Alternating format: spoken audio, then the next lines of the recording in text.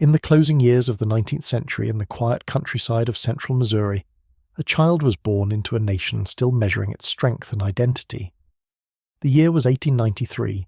Rail lines threaded through farmland and river towns, and the United States, though growing in industry and ambition, remained in many ways rural and inward-looking. It was in this setting that Omar Nelson Bradley began a life that would stretch across nearly 9 decades of profound change. His years would unfold alongside the transformation of the United States from a continental republic into a global power. He would witness 2 world wars, the uneasy peace that followed, and the early tensions of a divided post-war world. Yet his story is not one of spectacle. It is a story of steadiness, of preparation, of patience, and of responsibility carried quietly. Throughout this long account, the pace will remain measured and unhurried, moving gently through the decades as they pass. If this series offers calm and clarity, consider supporting it in whatever quiet way you prefer, and perhaps sharing where in the world you're listening from as history drifts softly by. Now, the story returns to rural Missouri, where it first began. Omar Nelson Bradley was born on February 12, 1893, near the small town of Clark, Missouri. The region was shaped by open fields, modest homes, and the rhythms of agricultural life. Winter winds crossed the plains without obstruction, and in summers brought long, humid days beneath wide Midwestern skies. Communities were close-knit, built around churches, schools, and shared labor.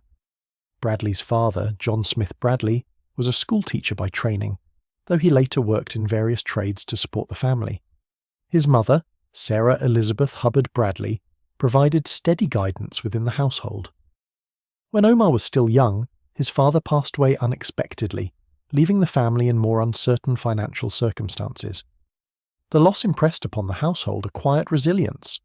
Stability would not be assumed, it would be built patiently. Education held a central place in Bradley's early life.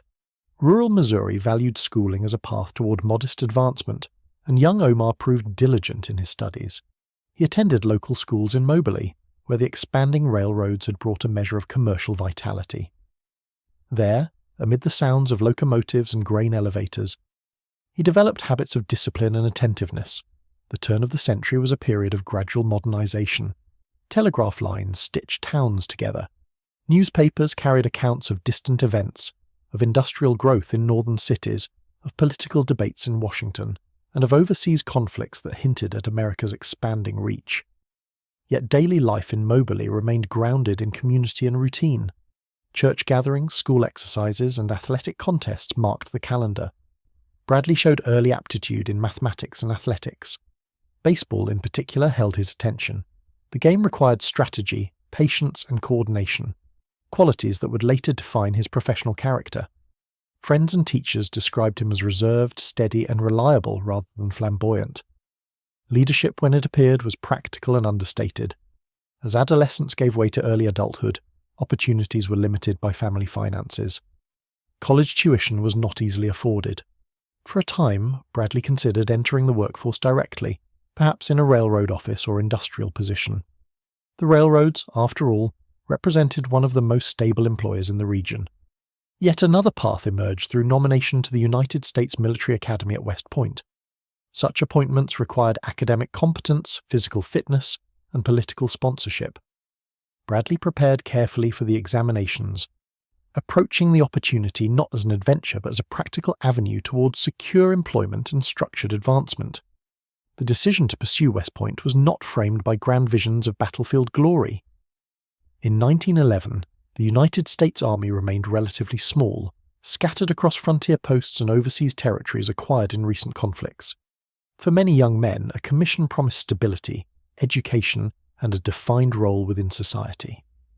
When Bradley secured his appointment, it marked a quiet but decisive turning point. The rural fields of Missouri, the modest schoolrooms, and the disciplined habits of his upbringing had shaped him into a young man ready for rigorous training. He departed for the Hudson River Valley with measured expectations and a determination to meet whatever standards awaited him. The journey from Missouri to New York carried him far from familiar landscapes. Yet the habits formed in childhood, steadiness in adversity, respect for structure, and quiet persistence, travelled with him. The next chapter of his life would unfold within the granite walls of West Point, among cadets who, like him, could not yet know how profoundly the coming decades would test their preparation. When Omar Bradley arrived at the United States Military Academy in the summer of 1911, he entered an institution shaped by long tradition and exacting standards. The grounds at West Point stood above the Hudson River, where stone buildings overlooked calm water that reflected the slow passage of clouds. The setting itself encouraged reflection and discipline. Cadets moved in ordered formations across broad fields, their days regulated by bells, drills, and study hours that left little unstructured time. For Bradley, the transition from rural Missouri to this disciplined environment required adjustment, but not reinvention. The habits of careful study and quiet endurance that had marked his youth served him well. The academy demanded precision in mathematics, engineering, military tactics, and conduct. Infractions, even minor ones, were recorded and tallied. Performance was measured continuously. The entering class of 1915 would later become known as the class the stars fell on, a phrase referring to the unusually large number of graduates who would one day attain the rank of general officer. Among Bradley's classmates were men who would later occupy senior positions during the Second World War. At the time, however, they were simply young cadets adjusting to strict schedules and shared challenges. Daily life followed a steady rhythm, revel sounded early, uniforms were inspected, academic instruction filled much of the day, with heavy emphasis on engineering principles and applied sciences.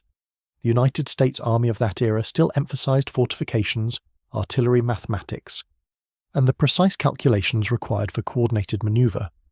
Theoretical instruction was paired with physical training and summer field exercises. Bradley distinguished himself not through flamboyance, but through reliability. He was not among the most conspicuous cadets, nor was he drawn to disciplinary trouble. His academic performance placed him solidly within the upper portion of his class, particularly in mathematics. Precision appealed to him, and problems presented with clear parameters and logical solutions mirrored his methodical temperament. Friendships formed gradually within the close quarters of cadet barracks.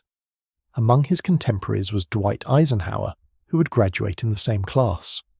Though their personalities differed, Eisenhower often displaying broader sociability, both shared a serious approach to professional development.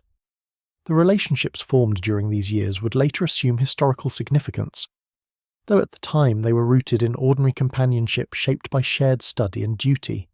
Athletics provided a counterbalance to academic rigor. Bradley participated in baseball, finding in it a familiar structure that connected him to earlier years in Missouri. The game required coordination and trust among teammates, as well as careful reading of unfolding situations. Though West Point athletics were competitive, they also reinforced habits of teamwork that aligned closely with military life. The broader national context during Bradley's cadet years remained relatively calm. The United States, though increasingly active on the world stage, had not yet entered the global conflict that would erupt in Europe in 1914. Newspapers arriving at West Point carried reports of tensions among European powers, but such developments seemed distant. The American army remained modest in size. It had dispersed across domestic posts and overseas territories such as the Philippines. By Bradley's third and fourth years at the academy, events abroad grew more serious. The outbreak of war in Europe in 1914 introduced uncertainty into the future of military graduates. Although the United States maintained neutrality, discussions among cadets inevitably turned toward the possibility of eventual involvement. Training took on a new, if still measured, sense of relevance, for composure and diligence. His approach for composure and diligence, his approach to leadership when called upon to exercise it within cadet ranks, was understated. He neither sought attention nor avoided responsibility. Graduation approached in June 1915. The ceremony unfolded with the customary formalities, while families gathered along the parade grounds beneath summer light. Bradley graduated 44th in a class of 164, a respectable standing that reflected consistent effort rather than brilliance alone. He was commissioned as a second lieutenant in the infantry branch of the United States Army. For many members of the class, the future remained uncertain. Europe was engulfed in war, but America's course was not yet determined. New officers awaited assignments to posts that might range from quiet domestic garrisons to overseas stations. The army into which Bradley entered was still small and traditional in structure, but signs of transformation were beginning to appear. Leaving West Point, Bradley carried with him not only a commission, but a fully formed professional identity. The academy had reinforced discipline, instilled analytical habits, and embedded him within a network of peers who would later shape national decisions.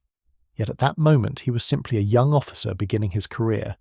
His first assignments would place him within an army still rooted in peacetime routines, even as the wider world shifted toward unprecedented conflict. The years ahead would test the preparation received at West Point, though not immediately in the ways many expected.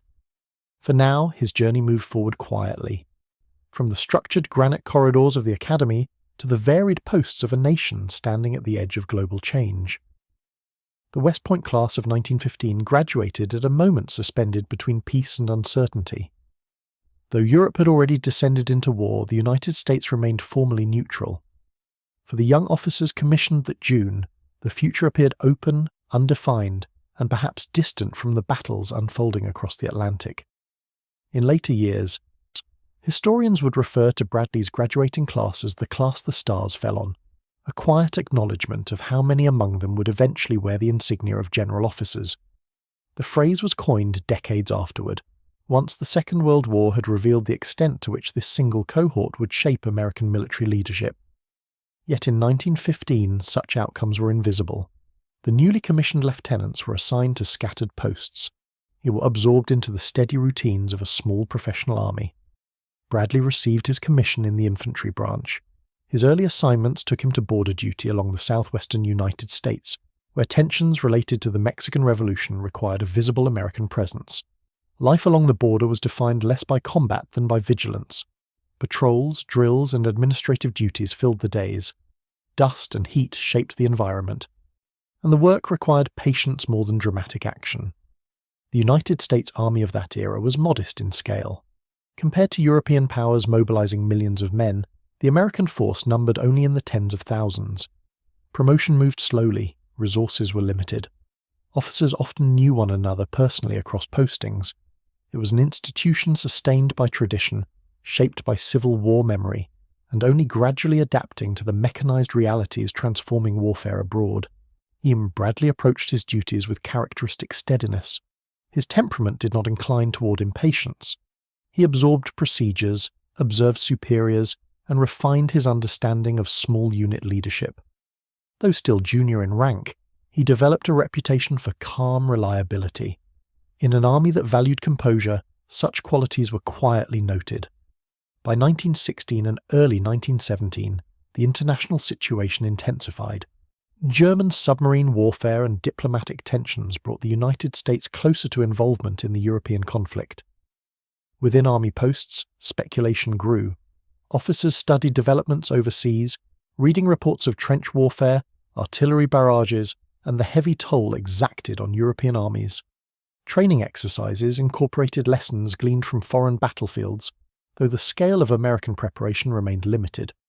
When the United States declared war on Germany in April 1917, the army faced a vast expansion. Camps were constructed across the country to train newly mobilized divisions. The structure of the force changed rapidly, and officers like Bradley found themselves in positions of responsibility within training environments designed to prepare citizen soldiers for deployment abroad. Despite the urgency of mobilization, Bradley did not serve overseas during the First World War. He was assigned to training and administrative roles within the United States, these helping to prepare troops who would eventually fight in France. For many young officers, the absence of combat experience brought mixed emotions. There was a sense of duty fulfilled through preparation, yet also a quiet awareness of having remained distant from the war's defining battles. Bradley accepted his assignments without public frustration. His focus remained on competence within the responsibilities entrusted to him. Training camps required organization, discipline, and attention to detail. The rapid growth of the army introduced challenges in logistics, instruction, and morale. Officers had to transform civilian recruits into coordinated units capable of functioning under battlefield conditions. The war in Europe concluded in November 1918 before Bradley's career had been marked by combat. The armistice ushered in a period of demobilization. Soldiers returned home, training camps closed or were reduced. The army contracted once more, returning to a smaller peacetime footing. For Bradley and many of his classmates, the post-war years would become a long apprenticeship. Unlike European counterparts whose careers were shaped by immediate battlefield distinction, American officers of the 1915 class would spend decades refining their craft during relative quiet.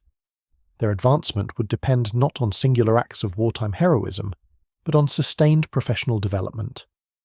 Within this cohort, relationships deepened gradually across postings and educational institutions. Officers who had once marched together as cadets now encountered one another at advanced schools and staff assignments. Shared experiences at West Point provided a foundation of mutual understanding. Though personal styles differed, a common professional language linked them. The Army's intellectual life during the interwar period emphasized study. Lessons from the Great War were examined carefully, then tactical doctrines were debated. The emergence of mechanization, tanks, motorized transport, and improved communications prompted reconsideration of traditional infantry methods. Officers who demonstrated analytical skill and openness to new ideas often advanced into instructional roles. Bradley's quiet demeanor and solid academic background positioned him well within this environment. He did not seek prominence in theoretical debates, yet he absorbed evolving concepts with attentiveness. The Army valued officers who could balance innovation with practicality. Bradley's measured approach suited a service cautious about dramatic transformation. The class of 1915 matured together through these years of relative obscurity. Few outside military circles would have recognized their names. The United States during the 1920s and 1930s focused inward on economic growth, then on economic hardship during the Great Depression. Military budgets remained constrained. Promotions continued at a deliberate pace. Yet beneath this calm surface, the foundations of future leadership were being laid. Officers studied at the Infantry School, the Command and General Staff School, and eventually the Army War College. They analysed campaigns of the recent war and considered the possibilities of future conflict. Professional friendships formed in classrooms would later shape strategic collaboration. For Bradley, these formative decades reinforced habits of patience and preparation. The absence of early combat distinction did not hinder his development. Instead, it deepened his reliance on careful study and steady execution. In time, when global conflict returned on a far larger scale, the class of 1915 would find itself entrusted with extraordinary responsibility. But in these early years after graduation, the horizon remained quiet. The war had ended. The Army returned to its measured routine.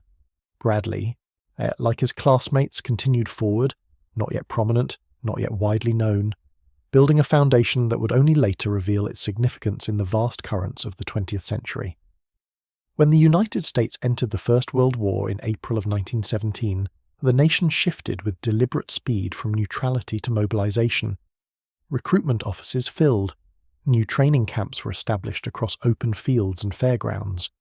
Rail lines carried recruits from towns and cities to vast cantonments where temporary wooden barracks rose almost overnight. The country's industrial capacity began to align with military necessity. For officers such as Omar Bradley, the transition brought expanded responsibility but not immediate departure overseas. The Army, still small at the war's outset, required a rapid enlargement of its instructional and organizational structure. Experienced officers were needed to shape raw volunteers into disciplined units. Bradley, steady and academically grounded, became part of that effort. His assignments during the war kept him within the United States. He served at training installations where the daily rhythm centered on drill instruction, weapons familiarization, field exercises, and the steady management of administrative tasks. The work demanded patience. Many recruits arrived with little understanding of military life. Transforming civilians into soldiers required consistency rather than urgency.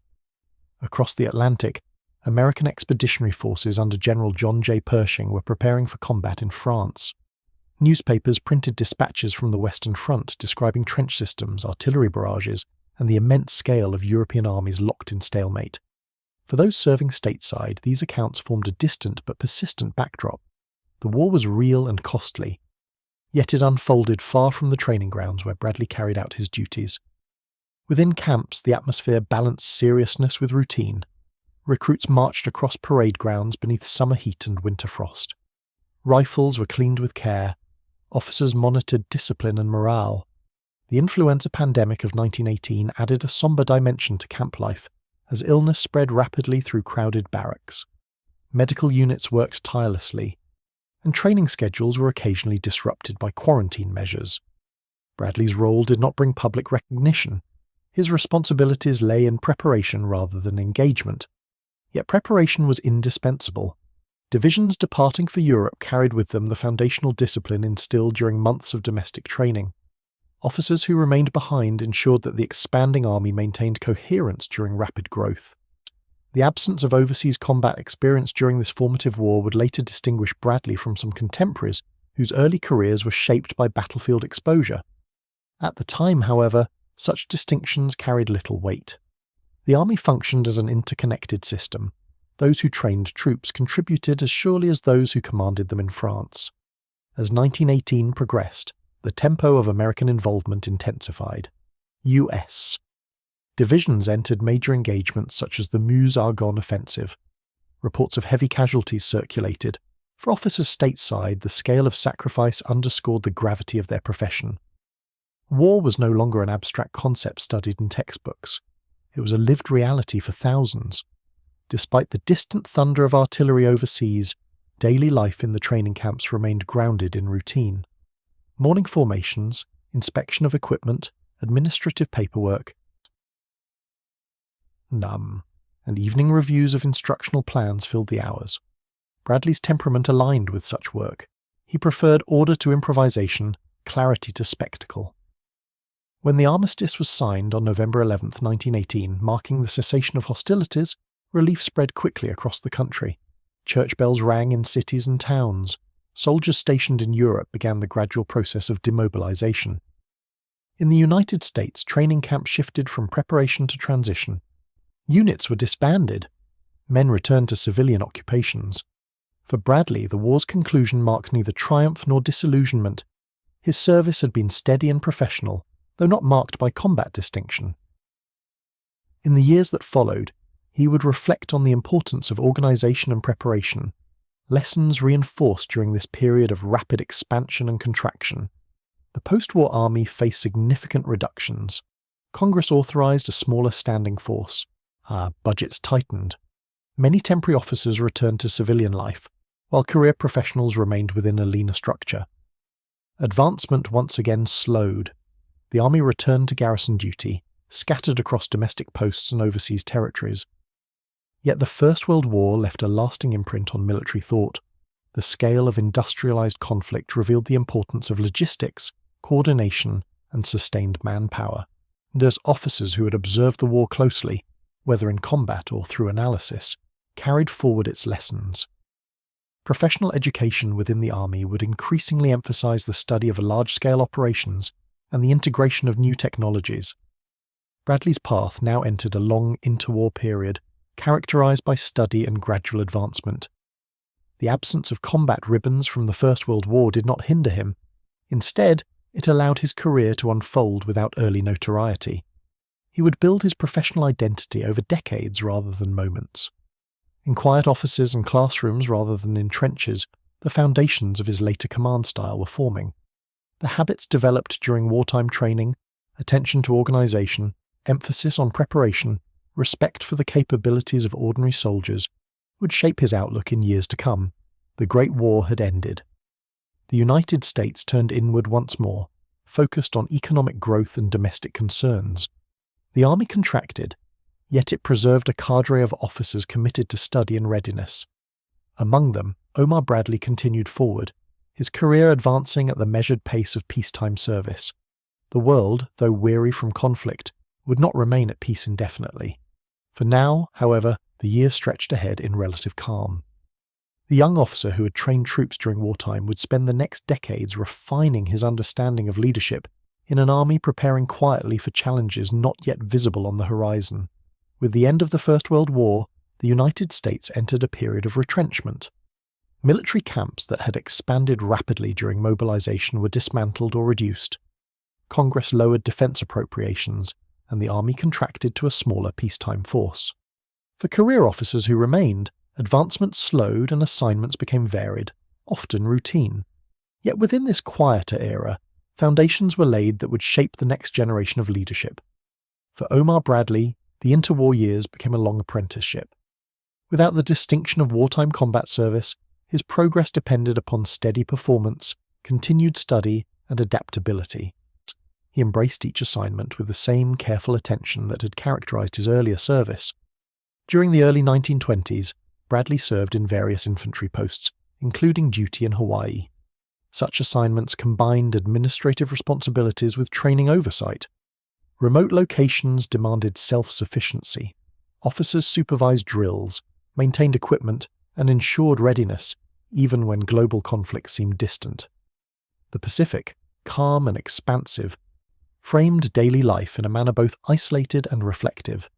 The Army's educational institutions played a central role in shaping professional officers during this period. Bradley attended the infantry school at Fort Benning, Georgia, where emphasis was placed on tactical refinement and leadership development. The curriculum encouraged detailed analysis of battlefield maneuvers from the recent war. Officers studied European campaigns carefully, examining both successes and failures. At Fort Benning, Bradley distinguished himself academically.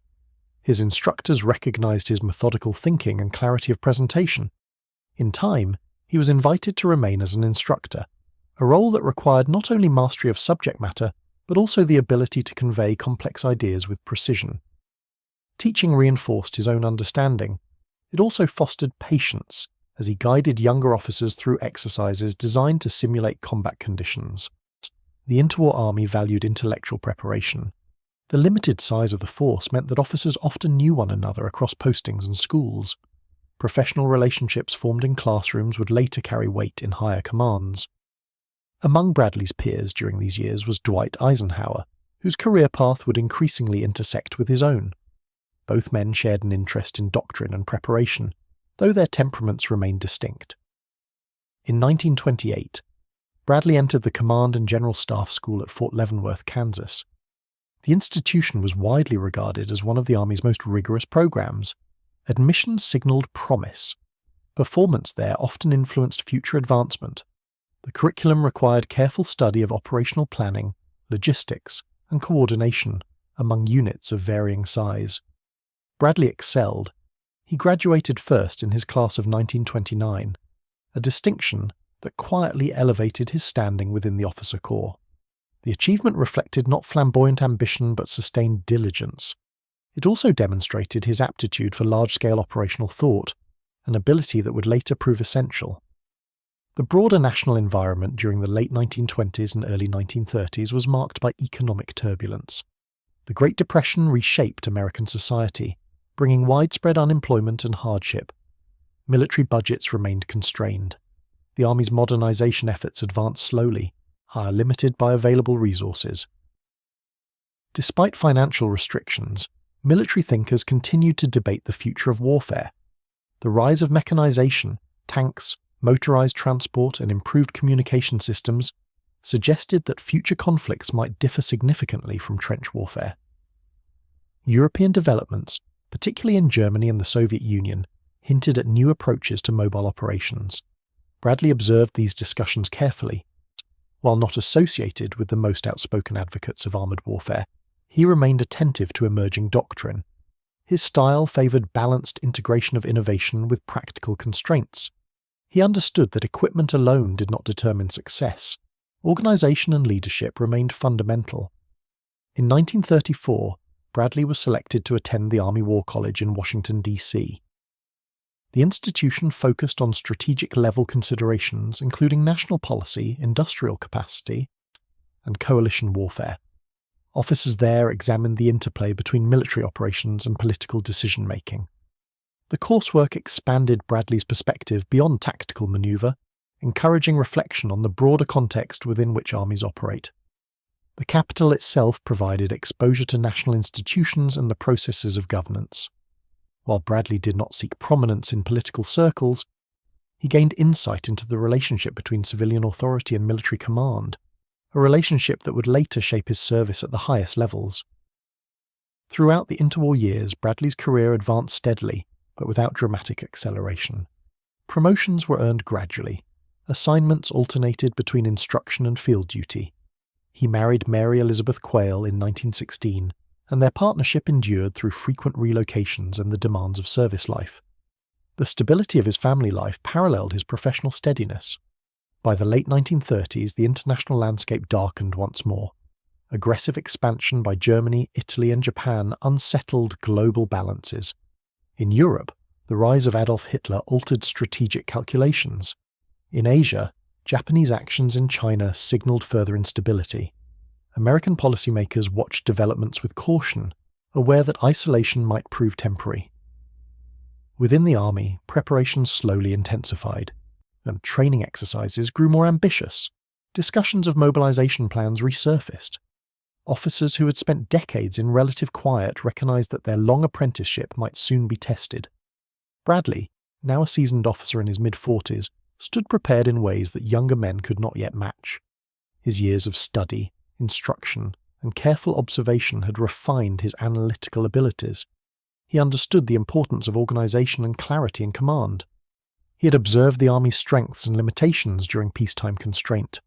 The interwar period, often viewed as uneventful, had in fact shaped a generation of leaders through patience and study. For Bradley, it was a time of accumulation, of knowledge, of professional relationships, and of steady confidence. He did not yet command large formations, nor did his name appear in headlines. But beneath the surface of routine assignments, his capacity for greater responsibility had been formed.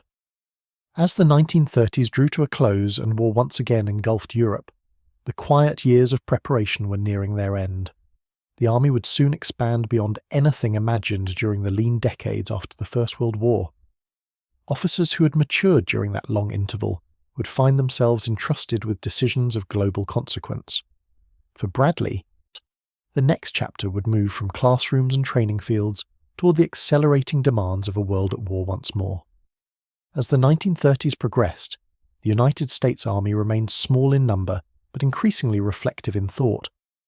Within its limited structure, a quiet intellectual current flowed through staff colleges, instructional posts and planning offices. Officers who had matured during the First World War now occupied senior instructional roles, as guiding younger men through increasingly complex studies of logistics, maneuver, and strategy. For Omar Bradley, this environment suited his temperament.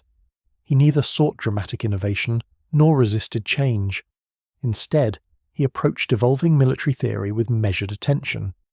The Army's educational system encouraged analysis of past campaigns and careful consideration of future possibilities. Had once studied, Bradley returned as an instructor, and later as assistant commandant. There he worked alongside officers who would later hold prominent wartime commands. Among them was Dwight D. Eisenhower, whose career trajectory increasingly intersected with Bradley's own. Though Eisenhower's talents leaned toward broad coalition coordination and political military liaison, both men shared a belief in preparation and clarity of purpose. Instruction at Fort Benning emphasized practical application. Officers rehearsed tactical problems on maps and in field exercises, examining how units might maneuver under varied conditions. Bradley contributed to refining training programs, stressing organization, discipline, and the careful use of infantry in coordination with artillery and emerging armored elements. He believed that sound preparation reduced uncertainty in the field. Meanwhile, global developments accelerated. In Europe, Germany rearmed openly after Adolf Hitler consolidated power. The Wehrmacht experimented with coordinated armoured and air operations that would later be termed blitzkrieg. Observers within the US Army studied these developments through reports and translated publications. Though American resources remained constrained, there was growing awareness that mechanization would shape future battlefields. Bradley did not position himself as a leading advocate of armoured revolution, yet he did not dismiss its implications. He understood that infantry units would need to adapt to operate alongside tanks, aircraft, and improved communications. His approach favoured integration rather than radical departure. To him, successful operations required cohesion across branches. In 1938, Bradley assumed command of the infantry school at Fort Benning. The appointment reflected recognition of his competence and reliability. As commandant, he oversaw curriculum development during a period when international tensions were mounting rapidly. The annexation of Austria, the Munich Agreement, and the invasion of Poland signalled that Europe was descending once more into full-scale war. Within the army, mobilization planning intensified. Though the United States remained officially neutral after war erupted in 1939, preparedness became a national priority. Training programs expanded, reserve components were strengthened, industrial coordination began to anticipate large-scale production. Bradley's leadership at Fort Benning during these years reinforced his reputation as a steady organizer. He valued efficiency and clear instruction. Officers who passed through the school during his tenure carried forward lessons emphasizing adaptability grounded in discipline. He believed that soldiers responded best to commanders who maintained composure and fairness. The relationship between Bradley and Eisenhower deepened through professional collaboration. Though their personalities differed, Eisenhower often more visibly dynamic, Bradley more reserved, mutual respect grew. Both men were products of the same West Point class, shaped by similar interwar experiences. Their complementary styles would later prove significant in coalition warfare. As 1940 approached, events abroad rendered American neutrality increasingly fragile. Germany's rapid conquest of France in the spring of that year demonstrated the effectiveness of mechanized coordination. The scale and speed of the campaign surprised many observers. Within American military circles, the lesson was unmistakable. Preparation could no longer remain theoretical. Congress responded by authorizing substantial expansion of the armed forces. The Selective Training and Service Act of 1940 introduced peacetime conscription. Camps once dormant reopened or expanded. The Army's size multiplied rapidly. Experienced officers were reassigned to command newly formed units. In February 1941, Bradley was promoted to Brigadier General, a significant step that placed him within the ranks of general officers just months before the United States would enter the war directly. His promotion reflected decades of steady service rather than singular wartime distinction. The long apprenticeship of the interwar years had positioned him for higher responsibility at precisely the moment expansion demanded capable leadership. He was assigned to command the 82nd Infantry Division, which was undergoing activation and training. The task required organization on a large scale. Thousands of new soldiers needed instruction, equipment, and cohesion.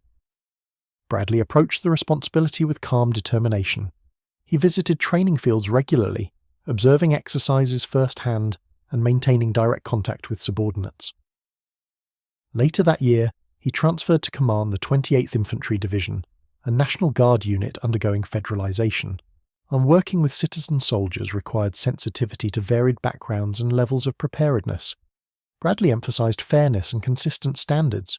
His approach avoided theatrical displays of authority. Instead, he focused on ensuring readiness through methodical improvement. The attack on Pearl Harbor in December 1941 ended American neutrality. War was no longer distant. The Army's rapid expansion accelerated further, and commanders were called upon to transform divisions into combat-ready formations in compressed timelines. Bradley's decades of instructional experience now translated into practical application. The interwar army, small, reflective, and often constrained, had produced a cadre of officers accustomed to study and patient development. For Bradley, those years had fostered habits of analysis and steadiness that would soon face the demands of global conflict. As 1942 unfolded, the United States prepared to send forces overseas in large numbers. Commanders would be tested not only by tactics, but by the scale of coordination required in modern warfare. Bradley, shaped by rural upbringing, disciplined education, and decades of professional preparation, stood ready for responsibilities far greater than those of earlier years. The quiet intellectual development of the interwar period had ended. The world had entered another vast conflict. And the long preparation of officers like Omar Bradley was about to meet the full weight of history. As the United States moved from cautious preparedness to active engagement in global war, the scale of transformation within the Army was immense. Camps multiplied across the country. Divisions that had existed only on paper were activated and filled with recruits drawn from cities, farms, and small towns. The nation shifted from peacetime routine to wartime mobilization with deliberate speed. For Omar Bradley, these years marked the transition from long preparation to active command within a rapidly expanding force. His promotion to Brigadier General in early 1941 placed him among the senior leadership just as responsibility deepened. The demands were organizational as much as tactical. Training, equipping, and shaping divisions required clarity and steadiness. At Fort Benning, where he had commanded the infantry school, Bradley had already overseen modernization in training doctrine. Now, with the United States formally at war after December 1941, the urgency increased. Units were no longer preparing in abstraction. They were preparing for imminent deployment. Bradley's leadership style emphasized presence and consistency. He visited training grounds regularly, observing maneuvers without theatrics. Officers under his command found him measured and direct. He preferred clear instruction to elaborate speeches. His reputation as a practical commander grew quietly within the ranks. In early 1942, Bradley assumed command of the 82nd Infantry Division. The division was composed largely of draftees and reservists, men adjusting to military life under compressed timelines. Transforming such a force into a cohesive combat unit required not only drills and exercises, but attention to morale and discipline. Bradley insisted on standards, yet he avoided unnecessary severity. He believed that soldiers performed best when treated with fairness and clarity. The strategic picture at that time was complex. American forces were engaged in the Pacific following the attack on Pearl Harbor. In Europe and North Africa, Allied planning was underway to challenge Axis positions. Coordination with British forces required diplomacy as well as military competence. American commanders would soon operate within coalition frameworks unfamiliar to many. By mid-1942, Bradley transferred to command the 28th Infantry Division, a National Guard formation from Pennsylvania. The assignment presented new challenges. National Guard units possess strong regional identities and traditions. Integrating them into federal service while maintaining cohesion demanded sensitivity. Bradley approached the task methodically, ensuring that training met Army standards while respecting the unit's heritage. As mobilization accelerated, General George C. Marshall, the Army Chief of Staff, sought capable officers for overseas commands. Bradley's steady performance and academic distinction did not go unnoticed. Though he had not yet commanded troops in combat, his record reflected competence in organization and instruction, qualities essential for rebuilding formations under pressure. In August 1942, Bradley was assigned to command the 2nd Infantry Division. Shortly thereafter, he was selected for a role that would alter the course of his career, command of 2nd Corps in North Africa. The decision followed the early setbacks suffered by American forces during the North African campaign, particularly the difficulties encountered at the Battle of Kasserine Pass in early 1943. Before assuming this overseas responsibility, Bradley underwent brief orientation in coalition command structures. Coordination with British leadership required mutual respect and careful communication. The United States, though rapidly expanding its forces, remained relatively inexperienced in large-scale modern combat. Senior leaders understood that effective cooperation would be essential. Bradley's temperament suited the task ahead. He was not prone to impulsive action. He valued preparation and methodical correction of deficiencies. The setbacks in North Africa had revealed weaknesses in training and coordination. What was needed was not flamboyant rhetoric, but steady reorganization. As he prepared to depart for North Africa, Bradley carried with him decades of accumulated experience.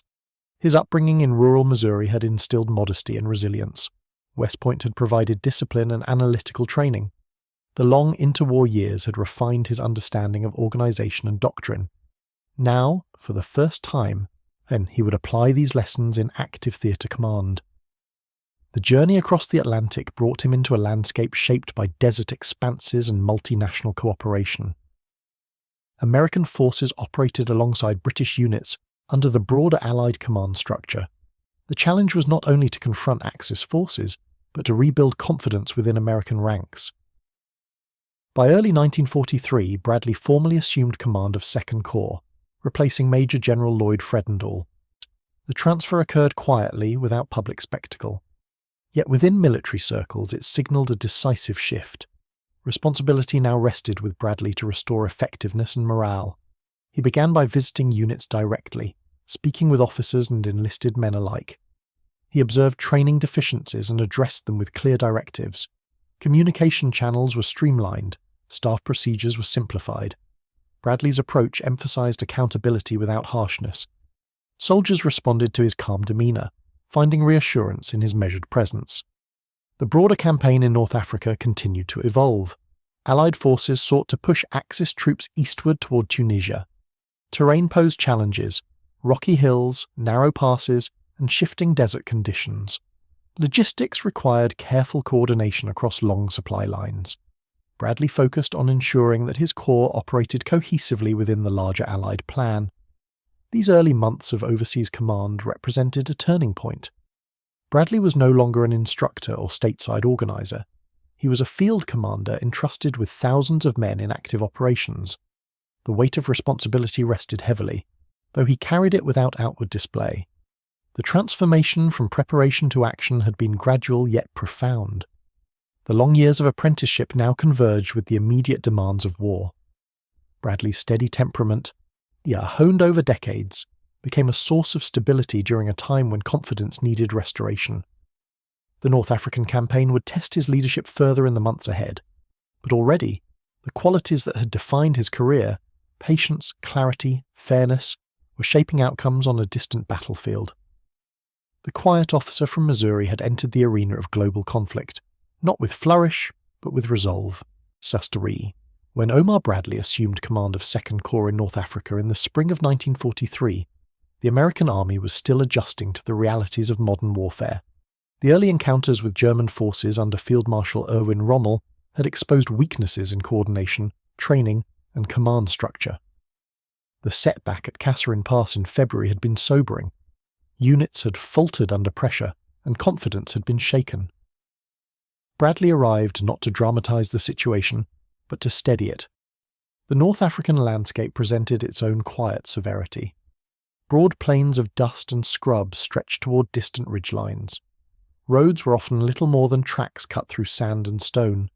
Supply lines extended over considerable distance from coastal ports.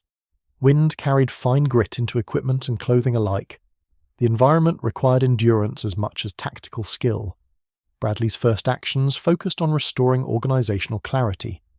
He reviewed staff procedures and shortened chains of communication. Orders were simplified.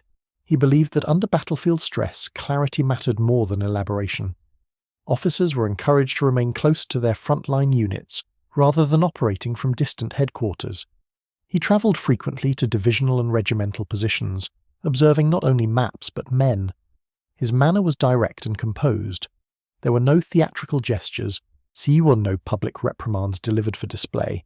Instead, adjustments were made quietly. Commanders who lacked effectiveness were reassigned without spectacle. Competence was reinforced through example. American forces in Tunisia operated within a broader Allied framework that included British and French units. Coordination required diplomacy as well as tactical alignment. Bradley worked within this structure, understanding that success depended upon unified effort. He maintained professional respect for Allied commanders while advocating clearly for his own corps' responsibilities. By March 1943, preparations were underway for renewed offensives aimed at driving Axis forces from Tunisia. The American 2nd Corps would play a significant role in these operations, particularly in the mountainous terrain that characterized much of the region. Unlike the open desert engagements earlier in the campaign, the fighting ahead would involve narrow passes, and fortified positions and deliberate advances. Bradley emphasized rehearsal and preparation. Artillery coordination received careful attention. Infantry units practiced combined maneuvers to ensure smoother execution. Lessons learned from earlier setbacks were incorporated into training.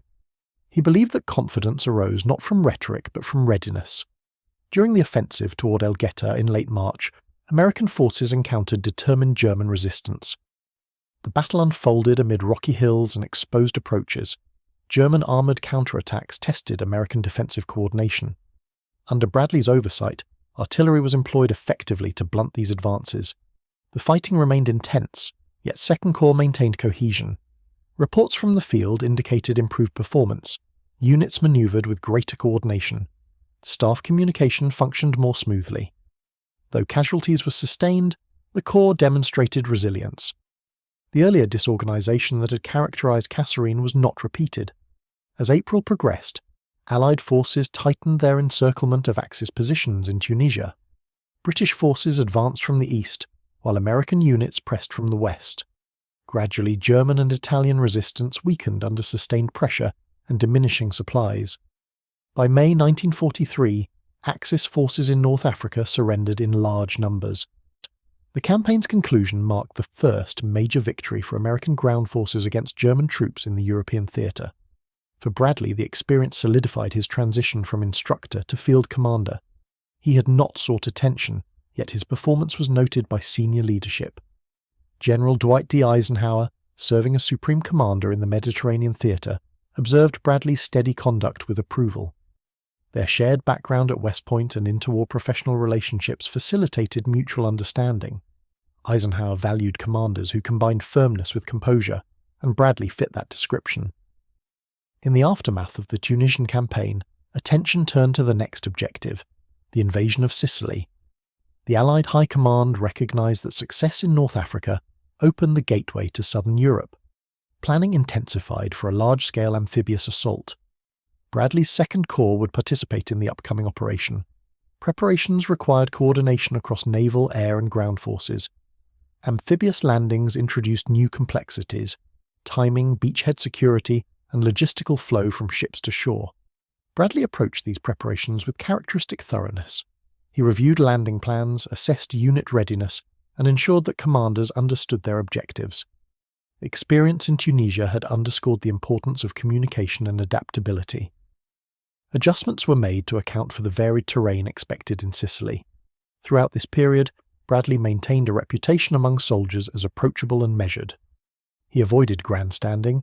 His headquarters operated efficiently but without ostentation.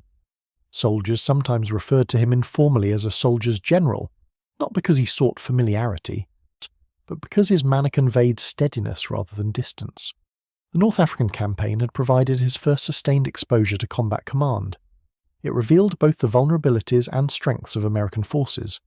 Under his leadership, Second Corps emerged from early uncertainty with renewed effectiveness. As the summer of 1943 approached, the Mediterranean sun cast long shadows across the encampments where preparations continued. Ships gathered in harbours. Equipment was inspected repeatedly. Maps of Sicily lay spread across planning tables. The lessons of Tunisia, clarity, coordination, and calm oversight, would travel with Bradley into the next phase of the war. The quiet adjustments he had implemented in North Africa would influence operations beyond that theatre. The long apprenticeship of the interwar years had met its first major test and had held firm, yet greater responsibilities lay ahead.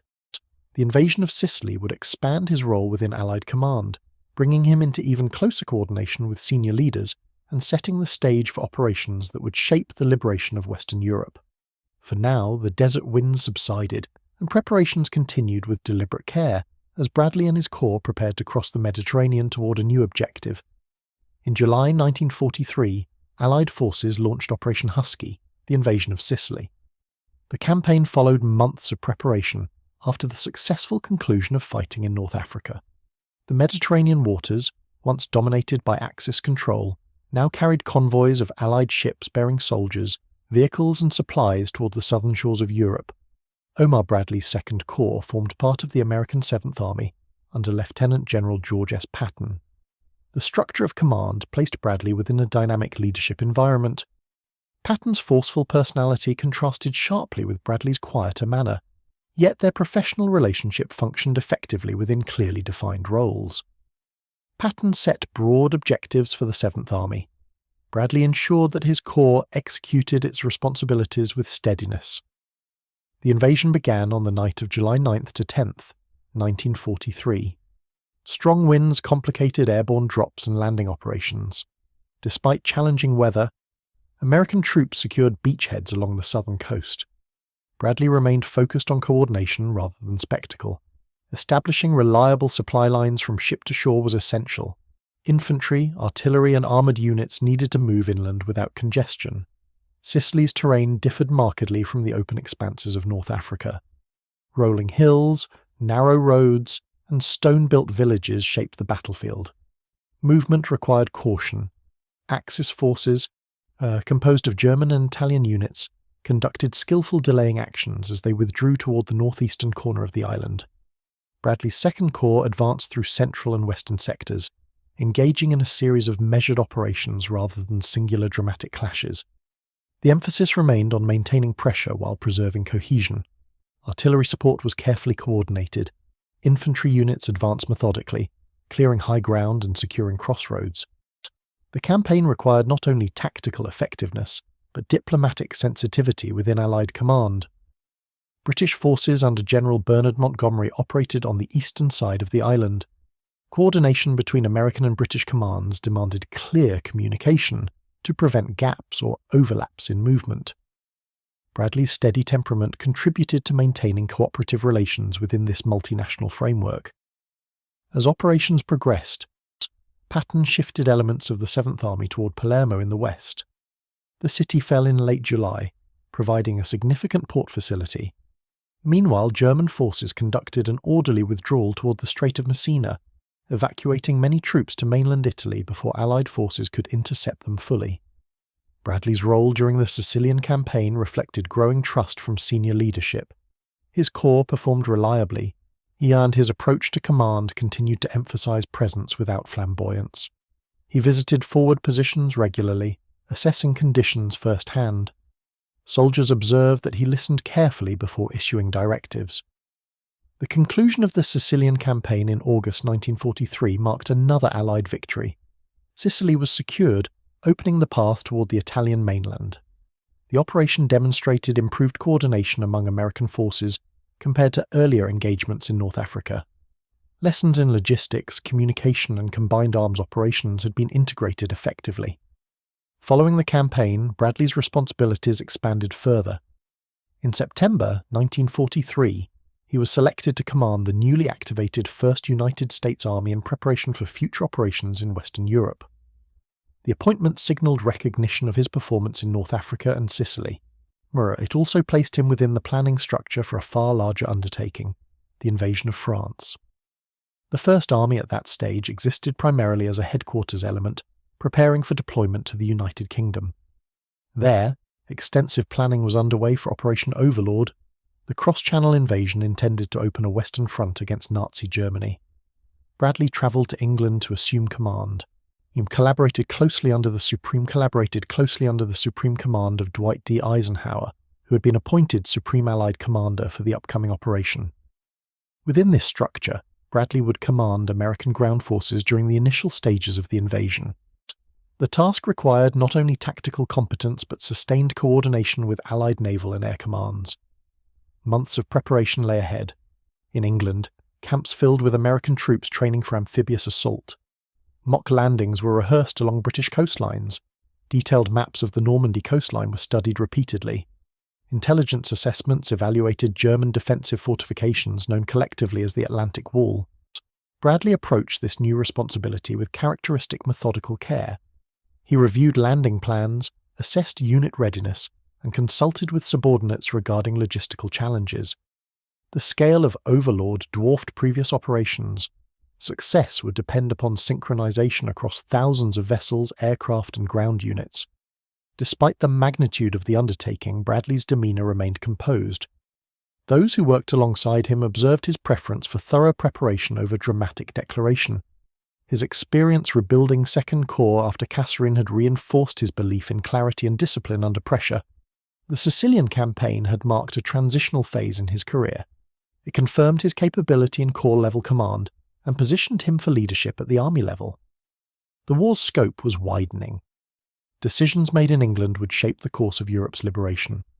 As autumn settled over the British countryside in 1943, American divisions continued to arrive, their presence transforming quiet villages into hubs of military activity. Planning conferences filled long hours. Maps of Normandy beaches, codenamed Utah and Omaha among others, became familiar reference points. Bradley's journey from rural Missouri to international command had unfolded gradually, shaped by patience and preparation. Now, standing at the threshold of the largest amphibious invasion in history, he carried forward the lessons of every preceding stage: steadiness in uncertainty, clarity in planning, and measured confidence in execution. The Mediterranean sun had given way to the overcast skies of England. The quiet discipline that had defined his earlier commands would soon face its most consequential test on the shores of France.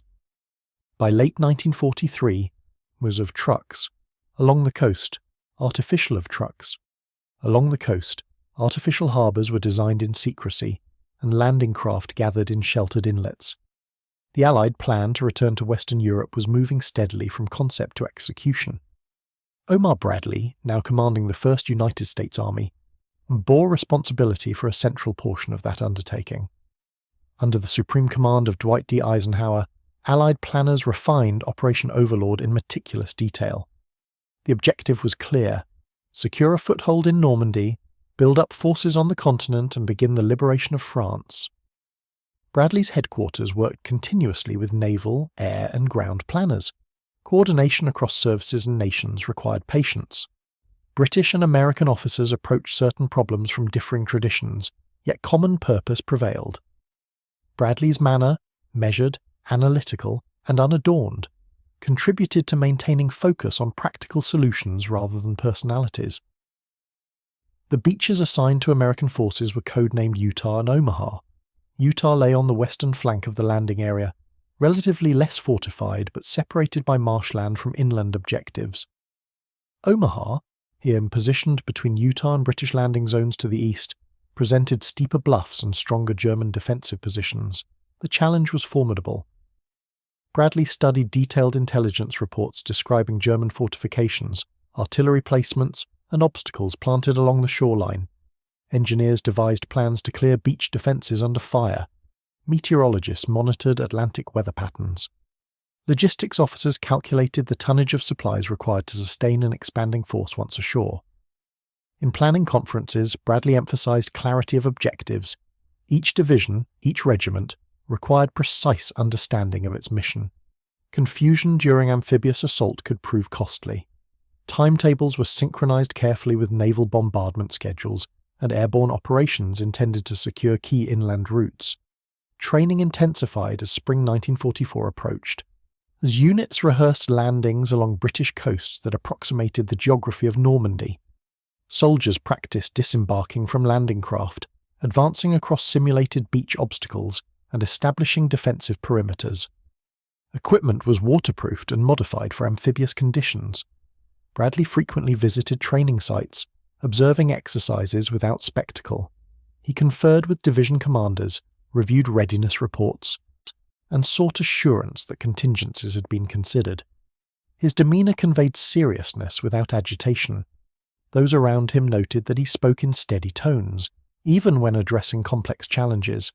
The broader strategic context required careful coordination beyond the immediate landing plan. Deception operations sought to mislead German command into expecting invasion at Pas-de-Calais rather than Normandy. False radio traffic and dummy equipment were employed to reinforce this impression. Bradley understood that surprise would reduce resistance, yet he remained aware that even successful deception would not eliminate danger. As May turned to June 1944, final preparations intensified. Troops were confined to camps to preserve secrecy. Letters were written home and sealed. Equipment was inspected repeatedly. Maps were memorized. On the eve of departure, chaplains conducted quiet services, and commanders met with subordinates one final time. Weather presented an additional uncertainty. High winds and rough seas in early June forced Eisenhower to delay the invasion by 24 hours. Bradley monitored forecasts alongside other senior leaders. The narrow window of acceptable conditions required decisive judgment.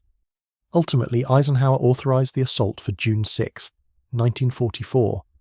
In the early hours of that day, airborne divisions descended into the darkness over Normandy, Haas securing key bridges and roadways. At dawn, the first waves of infantry approached the beaches aboard landing craft. Bradley observed developments from the cruiser USS Augusta, positioned offshore to monitor progress and maintain communication with forces ashore. Reports from Utah Beach were cautiously encouraging. Currents had carried some units off their intended landing points, yet resistance proved lighter than anticipated. Inland movement began with steady coordination. Omaha Beach, however, presented severe difficulty. German defensive positions overlooking the shoreline inflicted heavy casualties in the initial waves. Landing craft encountered obstacles and intense fire. Communications were fragmented. For several tense hours, the outcome appeared uncertain. Bradley received fragmentary reports amid the confusion of naval and radio traffic. he considered the possibility of redirecting follow-on waves to alternative beaches, weighing risk against necessity. Yet gradually, as small groups of soldiers found paths up the bluffs and established footholds, resistance began to fracture. Naval gunfire and determined infantry movement shifted momentum incrementally. By late afternoon, American forces had secured tenuous but stable positions along both Utah and Omaha beaches. Casualties were significant, particularly at Omaha, yet the lodgment held. The invasion, long prepared in quiet fields of England, had taken root on French soil. Bradley soon transferred his headquarters ashore, establishing operational control closer to the front. The days that followed required relentless coordination. Reinforcements flowed across the beaches, engineers expanded landing zones, artillery was positioned inland. The First Army's immediate objective was to link the beachheads and push toward key inland towns, such as Carrington and St. Lo. Throughout the unfolding campaign, Bradley maintained composure. He recognized that initial success did not guarantee rapid breakthrough. The bocage, the dense hedgerow countryside of Normandy, would complicate movement and favor defensive positions. Yet the essential objective had been achieved: a foothold in Western Europe. The long months of preparation had culminated in a day that would alter the course of the war. For Bradley, the responsibility now expanded from securing beaches to sustaining advance across France. The scale of operations would grow dramatically as additional armies came ashore. From the quiet planning rooms of England to the contested shores of Normandy, Bradley's role had evolved steadily. His emphasis on preparation, clarity, and measured judgment had guided the First Army through its most perilous moment. The liberation of France had begun, though its path would prove gradual and demanding. The sea continued to deliver men and material onto the beaches. Inland, the hedgerows awaited, and the calm, methodical commander from Missouri prepared for the next phase of a campaign that would stretch far beyond those first uncertain hours on June 6, 1944. In the days following June 6, 1944, the Normandy coastline settled into a steady rhythm of reinforcement and resistance. What had begun as a perilous landing evolved into a sustained campaign across terrain unlike any American forces had previously encountered. The beaches, once scenes of confusion and heavy fire, and thus transformed into organized corridors through which men, vehicles, artillery and supplies flowed inland without pause. Omar Bradley established his First Army headquarters ashore within days of the landings. The decision reflected his belief in proximity to operations. From forward command posts, he monitored the gradual expansion of the beachhead. Reports arrived continuously, assessments of unit strength, artillery coordination, supply levels, and enemy resistance. The immediate objective after securing the shoreline was consolidation. American forces needed to link the Utah and Omaha beachheads while pushing inland to secure critical road networks. The capture of Carrington proved essential in unifying the two landing zones. Fighting in the area was deliberate and difficult, yet coordination between airborne and infantry divisions achieved the necessary connection.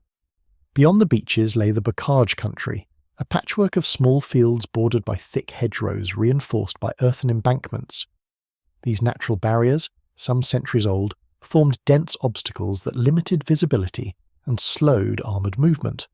German defenders used the terrain effectively, positioning machine guns and artillery in concealed locations.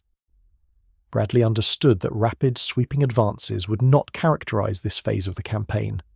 Progress required methodical clearing of hedgerow-lined fields, often at short range. Casualties mounted steadily as units adapted to the environment. Engineers developed modifications for tanks to cut through hedgerows, improving mobility incrementally. The First Army's advance toward the city of St. Lo became a focal point. The town's road network held strategic importance for any subsequent breakout from Normandy. German forces recognized its value and fortified approaches accordingly. Weeks of sustained fighting followed, marked by incremental gains rather than dramatic breakthroughs. Throughout June and into July, Bradley coordinated closely with British and Canadian forces operating east of the American sector. Allied strategy aimed to apply continuous pressure along the entire front, preventing German commanders from concentrating reserves against any single point. The interplay between sectors required constant communication and adjustment. As reinforcements arrived from England, the Allied presence in Normandy expanded. By mid-July, multiple American armies were either ashore or preparing to join the front. Bradley's First Army remained central to the western portion of the line, tasked with preparing conditions for a decisive breakout. Planning for that breakout took shape under the codename Operation Cobra. The objective was to pierce German defences south of St. Lô through concentrated aerial bombardment, followed by rapid ground advance. Bradley studied terrain reports and consulted with subordinate commanders to identify suitable sectors for concentrated effort. Air coordination posed particular complexity. Heavy bombers would deliver strikes immediately ahead of advancing ground forces. Precision was essential to avoid friendly casualties.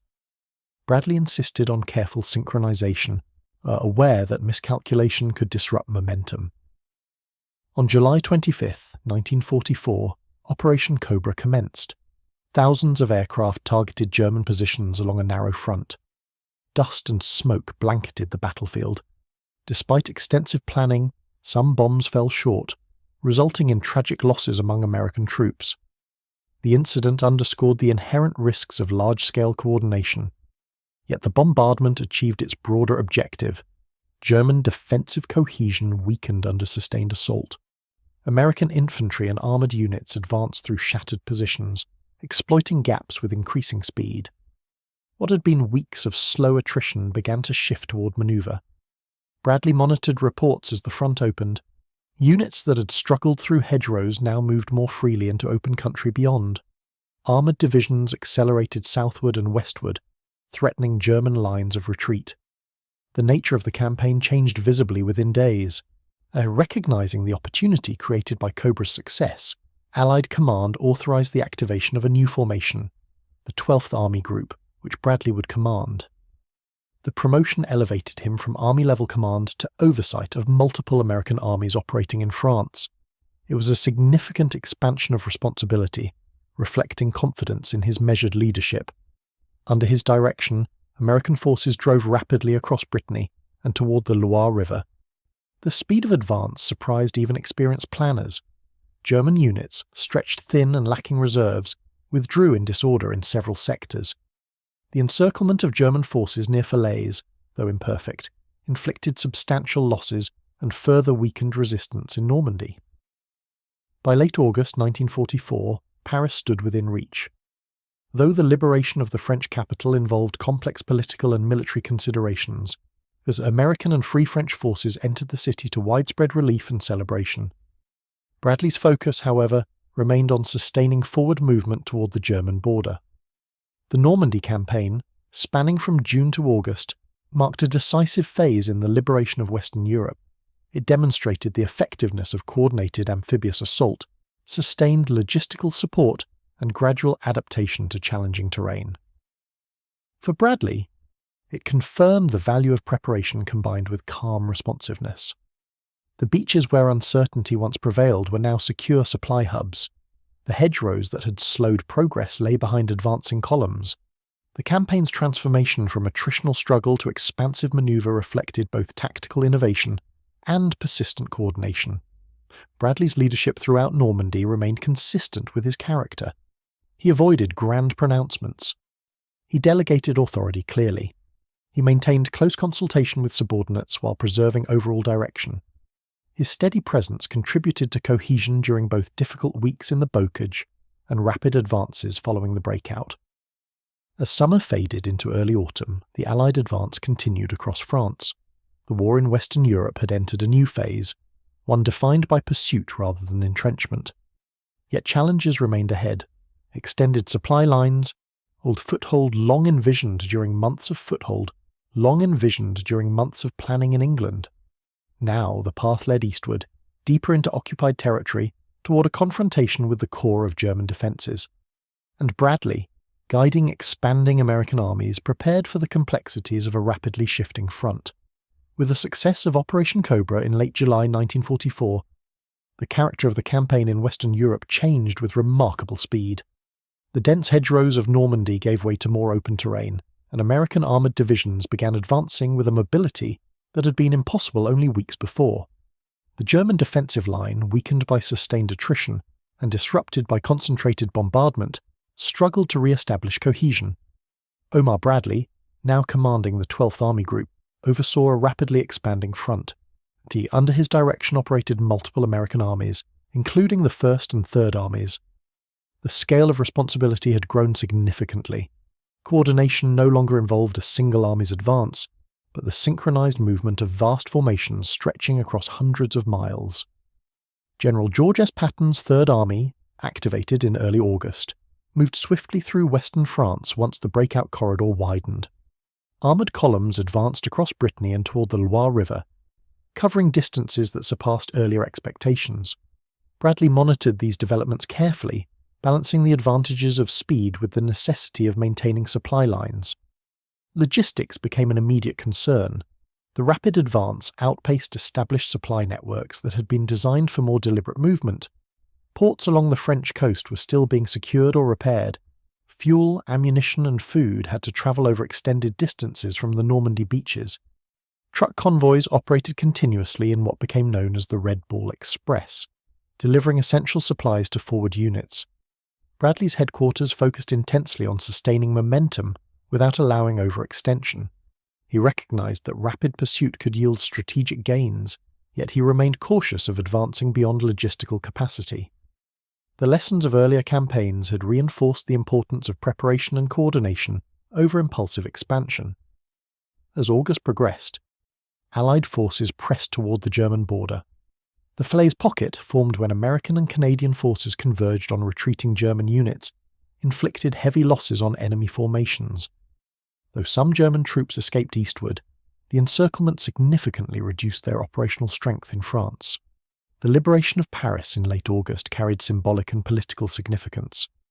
French resistance forces had risen within the city, and Free French troops, alongside American units, were entered amid widespread celebration. Bradley observed these events with measured attention. While acknowledging their importance, he maintained focus on broader operational objectives, securing crossings over major rivers and maintaining forward pressure. By early September 1944, American forces approached the borders of Belgium and Luxembourg. The pace of advance, remarkable by any standard, introduced new strategic questions. Should forces concentrate on a narrow thrust toward Germany's industrial heartland, or continue advancing along a broad front to secure wider territory? Within Allied command, differing perspectives emerged. Field Marshal Bernard Montgomery advocated for a concentrated thrust in the north, while other leaders, including Bradley, supported maintaining steady pressure across multiple sectors. The decision ultimately favoured a broad front strategy, then aiming to prevent the Germans from consolidating defences in any single region. Bradley's temperament aligned naturally with this approach. He valued balanced advance supported by adequate supply, rather than singular, high-risk manoeuvres. His emphasis on methodical progress reflected his broader philosophy of command, steady application of pressure combined with logistical stability. As autumn approached, the Allied advance encountered increasing resistance. German forces regrouped along natural defensive barriers, including the Siegfried Line, a system of fortifications along Germany's western frontier. What had been rapid pursuit now slowed into deliberate assaults against prepared positions. Weather conditions also shifted. Autumn rains turned roads to mud, complicating vehicle movement. Rivers swelled, requiring engineering coordination for crossings. Supply lines, already stretched, became more vulnerable to delay. Within this environment, Sir Bradley's leadership focused on maintaining cohesion across his expanding army group. Communication between subordinate commanders required clarity. Decisions regarding allocation of fuel and ammunition demanded careful judgment. No longer operating within a single confined sector, he now oversaw operations stretching from the North Sea southward toward the Vosges Mountains. The German High Command, though weakened, prepared defensive measures aimed at slowing Allied penetration into the Reich. Resistance stiffened near Aachen and along the approaches to the Rhine River. American forces engaged in intense fighting to secure key towns and transportation routes. Despite these challenges, the broader strategic picture remained favourable to the Allies. France had been largely liberated. Belgium was secured. Allied air superiority disrupted German movement and supply. The momentum gained after Normandy had reshaped the Western Front decisively, and Lord Bradley's manner throughout this phase remained consistent. He conducted conferences without theatricality. He reviewed reports thoroughly and issued directives in measured language. Subordinates recognized his capacity to absorb complex information without visible agitation. In a campaign defined by rapid change, his steadiness provided continuity. By late autumn 1944, Allied forces stood along much of Germany's western border. Anticipation grew that the war in Europe might conclude within months. Yet beneath this optimism, German planners were preparing a final major counter-offensive designed to exploit perceived weaknesses in the Allied line. For Bradley and his commanders, the weeks ahead would test not only offensive coordination but defensive resilience. The long advance across France had stretched resources and dispersed forces across a broad front. Confidence, though justified by recent victories, required vigilance. The liberation of France had marked a transformative chapter in the war. What began with uncertain landings on the beaches of Normandy had evolved into a sweeping campaign across occupied territory. Bradley's role had expanded accordingly, from army commander to leader of the largest American formation in the European theatre. As winter approached, the tempo of operations slowed under the weight of weather and resistance, and yet the path forward remained clear, crossing the Rhine and entering the heart of Germany. The months ahead would bring renewed challenge, reminding commanders that even near victory, caution and preparation remained essential. The steady advance across France had altered the map of Europe. Now, as cold winds moved across the front lines, Bradley and his armies prepared for the next and perhaps most demanding phase of the campaign. By December 1944, the Western Front had settled into a tense stillness. Allied forces extended from the North Sea to the Swiss border, holding positions along Germany's western frontier. After months of rapid advance across France and Belgium, movement had slowed. Supply lines were stretched, winter weather complicated operations, and many commanders believed that Germany's capacity for major offensive action had been largely exhausted. Where Omar Bradley's 12th Army Group occupied a broad central sector of the line, with American armies positioned across the Ardennes region, a landscape of rolling hills, dense forests and narrow roads.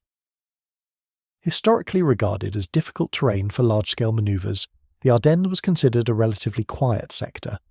Units stationed there included experienced divisions recovering from earlier fighting, alongside newer formations gaining frontline experience. In the early hours of December 16, 1944, German forces launched a massive counter-offensive through the Ardennes. Under cover of heavy artillery bombardment and poor weather conditions that limited Allied air support, German armoured and infantry units advanced against American positions. Their objective was ambitious: split Allied forces, seize the port of Antwerp, and compel a negotiated peace in the west. The sudden assault created confusion along portions of the front. Communications were disrupted, and several American units were forced to withdraw under intense pressure. German advances carved a deep protrusion, later known as the Bulge, into the Allied line. Bradley, whose headquarters had been established at Luxembourg, received initial reports amid the uncertainty of early engagements. The scale of the offensive became apparent gradually. Though surprised by its intensity, he responded with measured coordination rather than alarm. He conferred with subordinate commanders, assessed available reserves, and began repositioning forces to contain the breakthrough. One immediate challenge involved command structure. The German advance temporarily divided elements of Bradley's army group, complicating communication between northern and southern sectors. To ensure unified direction in the northern portion of the salient, Supreme Commander Dwight D. Eisenhower temporarily placed certain American forces under the operational control of Field Marshal Bernard Montgomery. The decision, though practical, required diplomatic sensitivity. Bradley accepted the adjustment with professional composure, understanding the necessity of coordinated response. His focus remained on stabilizing the southern shoulder of the German advance and organizing countermeasures. The town of Bastogne, a vital road junction within the Ardennes, became a focal point. Surrounded by German forces, elements of the 101st Airborne Division and supporting units held defensive positions under severe winter conditions. Bradley's army group worked to relieve the encircled troops by coordinating advances from the south. General George S. Patton's Third Army, operating on the southern flank, executed a rapid pivot northward under Bradley's broader oversight. The maneuver required swift redeployment of armoured and infantry units across icy roads. Despite challenging weather and terrain, Third Army forces advanced steadily toward Bastogne, eventually breaking through German encirclement in late December. Throughout the battle, weather conditions influenced operations significantly. Snow-covered forests limited visibility. Freezing temperatures tested endurance. Air support, initially grounded by cloud cover, resumed once skies cleared, enabling Allied aircraft to strike German supply lines and armoured columns.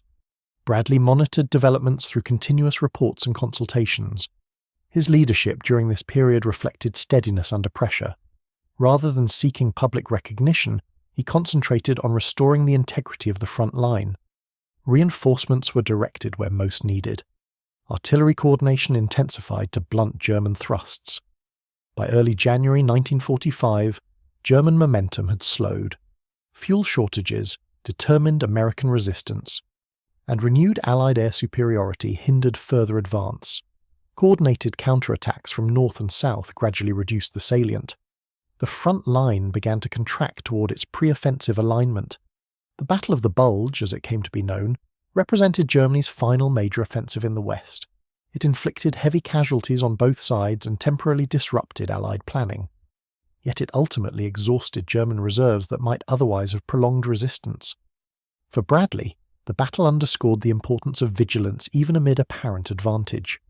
The long advance across France had fostered cautious optimism, but the Ardennes offensive demonstrated that adversaries could still mount significant resistance. His measured response contributed to containing and reversing the German thrust. The temporary adjustment of command relationships during the crisis did not alter Bradley's broader responsibilities. Once the front stabilized, operational control returned to its previous structure. Coordination among Allied leaders continued as preparations resumed for crossing the Rhine and penetrating deeper into Germany. In retrospect, the Ardennes counter-offensive delayed Allied plans but did not alter the strategic trajectory of the war. German losses in men and material proved irreplaceable. The resilience demonstrated by American units under harsh winter conditions reinforced confidence in their cohesion and endurance. And as January progressed, the bulge in the line narrowed steadily. Snow-covered battlefields returned to relative stillness. Supply routes were restored. Units rotated for rest and reorganization. Bradley's headquarters resumed planning for renewed offensives into German territory. The winter of 1944 to 1945 marked one of the most demanding phases of the European campaign. It required flexibility in command, rapid adaptation to unexpected assault, and sustained logistical effort under adverse conditions.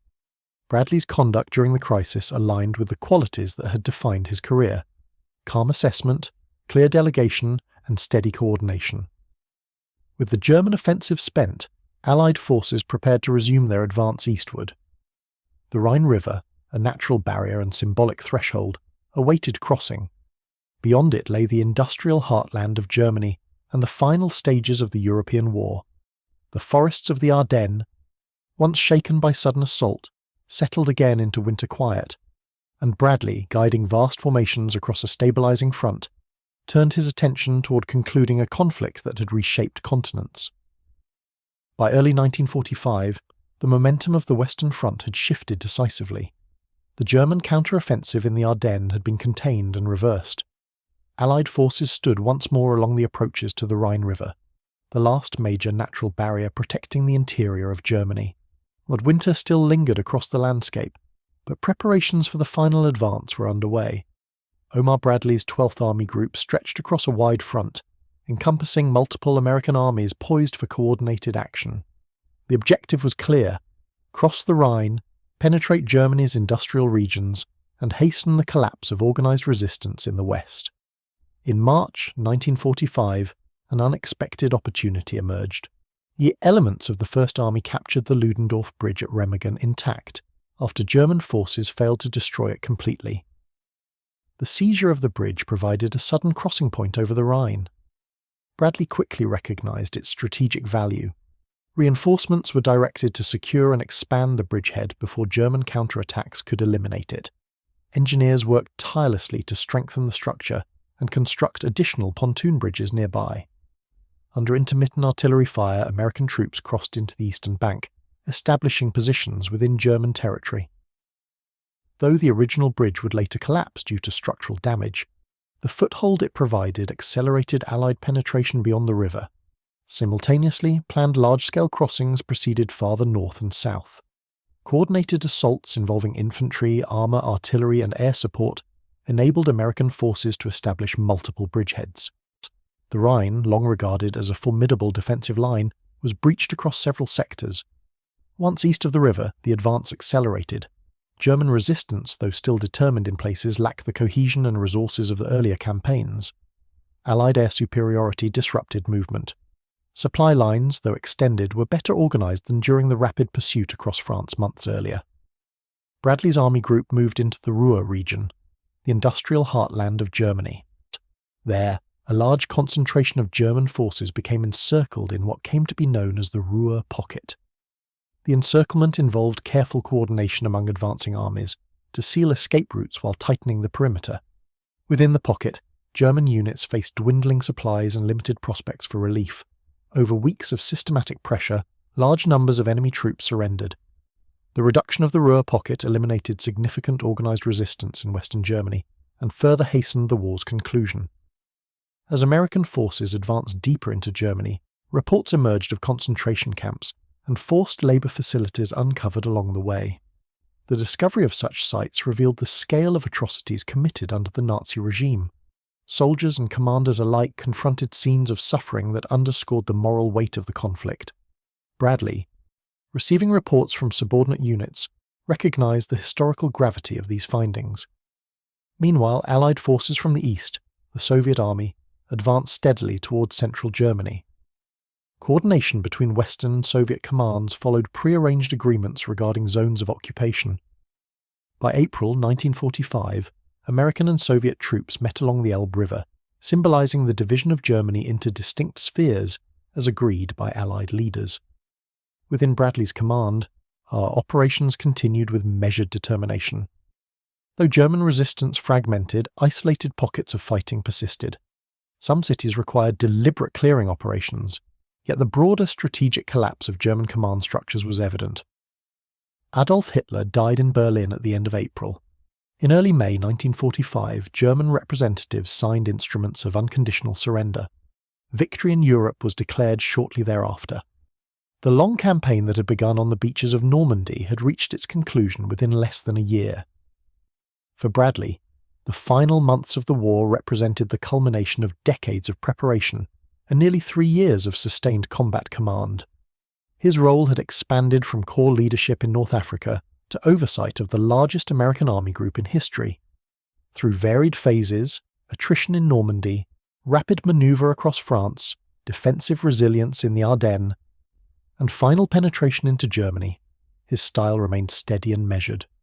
With hostilities ended, responsibilities shifted swiftly from combat operations to occupation and stabilization.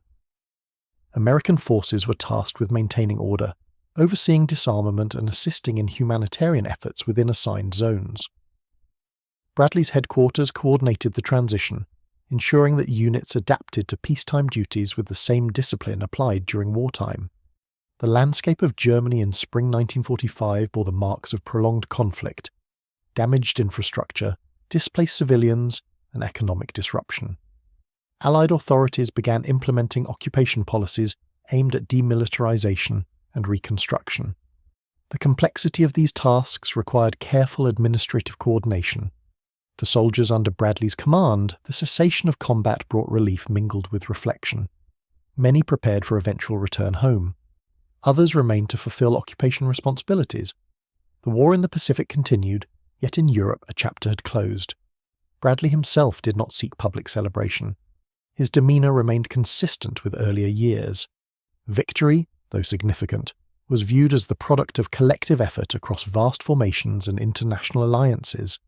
His focus turned toward ensuring orderly demobilization and supporting national transition to peacetime footing.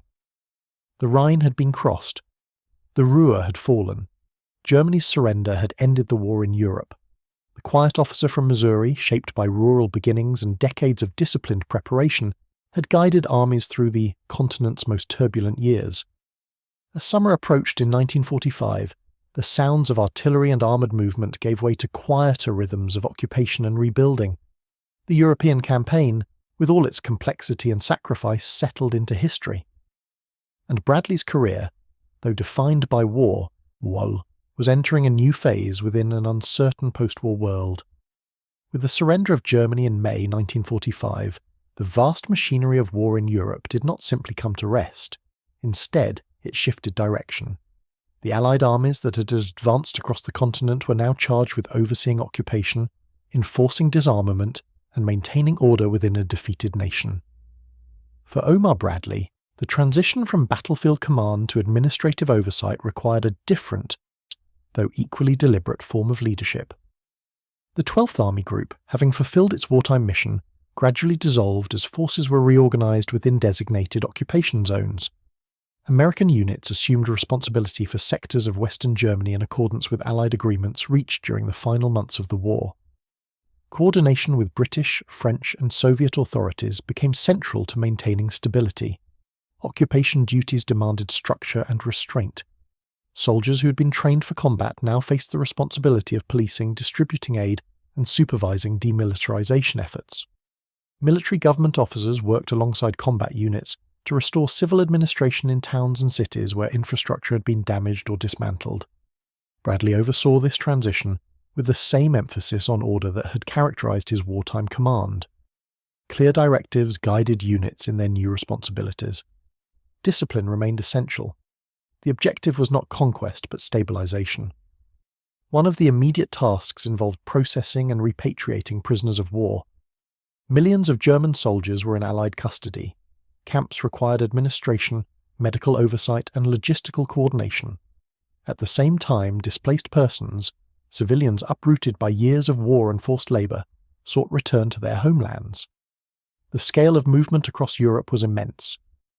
Reports of conditions within liberated concentration camps had already underscored the profound humanitarian consequences of the conflict. Allied forces assisted in documenting evidence and facilitating relief efforts. The full understanding of these atrocities would unfold gradually, shaping global reflection in the years ahead.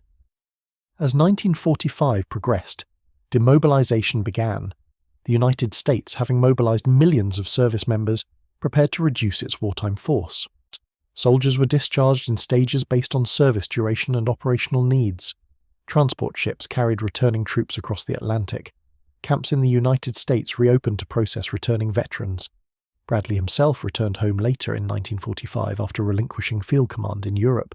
His wartime leadership had earned widespread respect within military circles, yet the post-war environment introduced new challenges. The United States emerged from the conflict as a global power with expanded responsibilities, and its military structure required reorganization. In 1947, Bradley was appointed Chief of Staff of the United States Army. The position placed him at the center of shaping the post-war force. The Army faced a delicate balance, reducing its size to peacetime levels while maintaining readiness amid shifting geopolitical realities. The international landscape had changed dramatically. The wartime alliance with the Soviet Union began to give way to ideological tension. Eastern Europe came under Soviet influence, and divisions between former allies grew more visible. The emerging structure of international relations suggested that American military readiness would remain necessary even in peacetime. As Chief of Staff, Bradley oversaw restructuring efforts that included integration of new technologies developed during the war. The atomic bomb, first used in August 1945 against Japan, introduced a new dimension to strategic planning. The implications of nuclear weapons required careful assessment within Army doctrine. He also supported the National Security Act of 1947, which reorganized the United States defense establishment. The legislation created the Department of Defense and established the United States Air Force as a separate branch. It also formalized the Joint Chiefs of Staff as a permanent body for inter-service coordination. Bradley's role required diplomatic skill as well as administrative precision.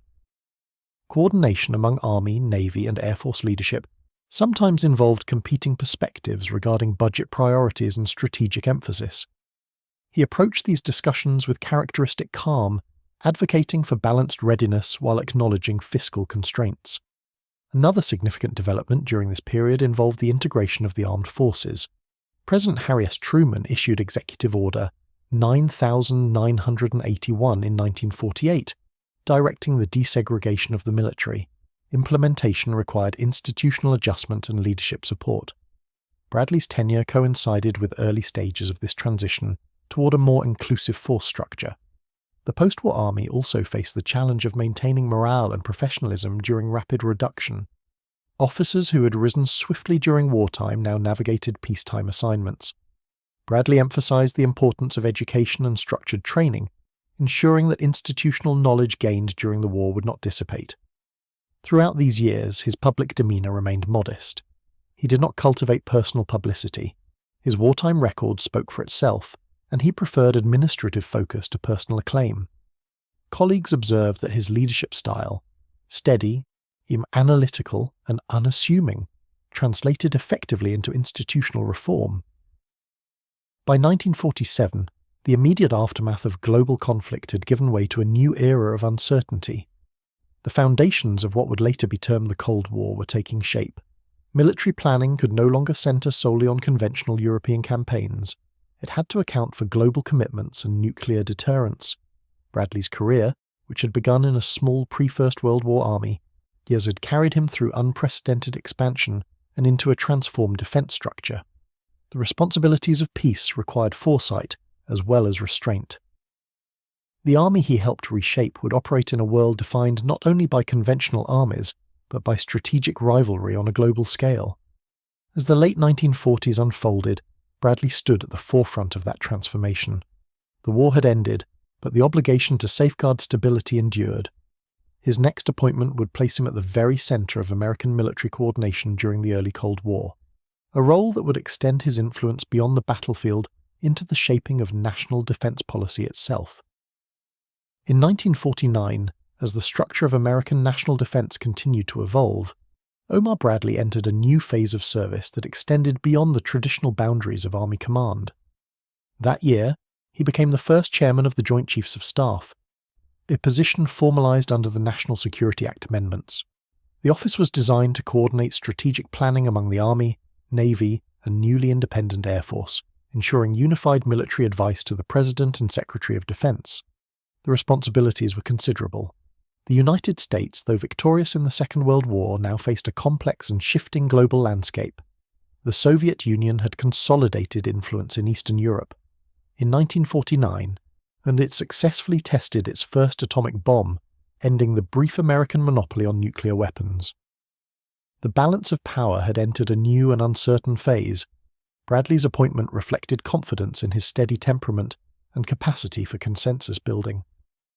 Unlike some contemporaries whose wartime reputations were marked by dramatic public profiles, Bradley was known for quiet coordination and careful analysis.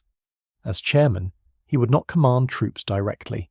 Instead, he would serve as principal military advisor, synthesizing perspectives from across the armed services. The Joint Chiefs of Staff functioned as a deliberative body. Each service chief brought institutional priorities and strategic preferences. The Navy emphasized sea power and global mobility. The Air Force, newly independent, advocated for strategic bombing and nuclear deterrence. The Army maintained focus on ground forces capable of sustained operations. Bradley's role required balancing these viewpoints while presenting coherent recommendations to civilian leadership. In June 1950, international tensions crystallized into armed conflict when North Korean forces crossed the 38th parallel into South Korea. The Korean War introduced a new kind of military engagement, limited war within the broader framework of Cold War rivalry. The United States, acting under United Nations authorization, committed forces to repel the invasion. As chairman, Bradley participated in strategic deliberations regarding the scale and objectives of American involvement. The conflict required rapid mobilization of troops and material, yet it unfolded under constraints designed to prevent escalation into direct confrontation with the Soviet Union or China. Early phases of the Korean War proved challenging. North Korean advances pushed United Nations forces toward the southern tip of the peninsula. The subsequent amphibious landing at Incheon, directed by General Douglas MacArthur, reversed momentum dramatically. Yet as United Nations forces advanced northward, Chinese intervention introduced renewed complexity. The evolving situation required careful assessment. Bradley, alongside other members of the Joint Chiefs, evaluated operational developments and advised President Harry S. Truman on strategic options. Tensions arose between civilian leadership and General MacArthur regarding the scope of military objectives and public statements about expanding the conflict. In 1951, President Truman relieved MacArthur of command, citing concerns over insubordination and the risk of widening the war. The decision generated significant public debate within the United States. Bradley, appearing before congressional committees, articulated the administration's position with measured clarity. He emphasized the importance of civilian control over military authority and the risks inherent in expanding the conflict into China. His testimony reflected a broader philosophy shaped by decades of service. Bradley understood that military action operated within political context. Strategic restraint, even when controversial, could prevent greater catastrophe. The Korean War ultimately stabilized near the original dividing line, though active hostilities would continue until an armistice in 1953. During his tenure as chairman, Bradley also addressed broader questions of military readiness in the nuclear age. The development of hydrogen weapons and the expansion of strategic bomber fleets reshaped defense planning. Debates over budget allocation and service roles intensified. Bradley sought to maintain balanced force structure while recognizing fiscal realities. For unified recommendations. Publicly, he avoided inflammatory rhetoric. Privately, he expressed concern over the destructive potential of nuclear warfare and the need for responsible stewardship of military power. International alliances also assumed greater significance during this period. The North Atlantic Treaty Organization, NATO, established in 1949, formalized collective defense commitments between the United States and Western European nations. Military coordination across Allied forces required structured planning and interoperability. Bradley supported these efforts as essential components of deterrence. By the time he concluded his service as chairman in 1953, the global environment had solidified into a pattern of ideological competition and regional conflict. The Korean War armistice, signed shortly after his tenure ended, marked the cessation of active hostilities, but not the resolution of underlying tensions. Bradley's years as chairman placed him at the center of early Cold War decision-making.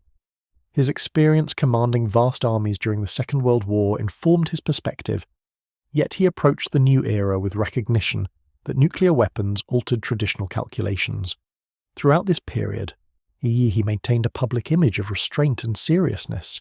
He did not seek the spotlight. Instead, he fulfilled the role of senior advisor with disciplined composure. His belief in civilian oversight and measured strategy guided his counsel during moments of uncertainty. By the early 1950s, after more than 4 decades of continuous service, Bradley had traversed the arc of American military transformation, from a small pre-war army to a global defense establishment shaped by nuclear capability and international alliances. His retirement from active duty would not remove him entirely from public life, but it marked the conclusion of formal military leadership at the highest level. The responsibilities he had carried, from the fields of Missouri to the councils of national strategy, reflected a lifetime defined not by spectacle, but by steadiness. And as the Cold War continued to unfold, the institutional structures he helped shape would guide American defense policy for decades to come. When Omar Bradley concluded his tenure as chairman of the Joint Chiefs of Staff in 1953, he stepped away from active military service after more than 40 years in uniform. The transition marked the end of formal command, yet it did not remove him from public view. His career had unfolded across 2 world wars and into the early years of the Cold War. Now, in retirement, he entered a quieter phase shaped by reflection, writing, and measured participation in national life. Shortly after retiring, Bradley accepted a position in private industry, serving as chairman of the board of the Bulova Watch Company. The move reflected a path taken by several senior military leaders of his generation, bringing administrative discipline and organizational experience into corporate environments. His presence lent stability and public confidence, though he maintained a reserved demeanor and avoided overt self-promotion. In 1950, while still serving as chairman of the Joint Chiefs, Bradley had been promoted to the 5-star rank of General of the Army, joining a small group of officers accorded that distinction during the Second World War. In retirement, he remained one of the nation's most senior living military figures, The rank symbolized not only wartime leadership, but also the scale of responsibility he had carried. In 1951, he had published his memoir, A Soldier's Story, offering a detailed account of his experiences during the Second World War. The book reflected his characteristic tone, measured, factual, and focused on organizational decision-making rather than personal drama. It provided insight into Allied strategy and the complexities of coalition command, yet it avoided sensationalism. Readers encountered a narrative consistent with the author's steady public image. The decades following his retirement were marked by ongoing engagement with veterans organizations and commemorative events. Bradley attended reunions and ceremonies honoring those who had served under his command.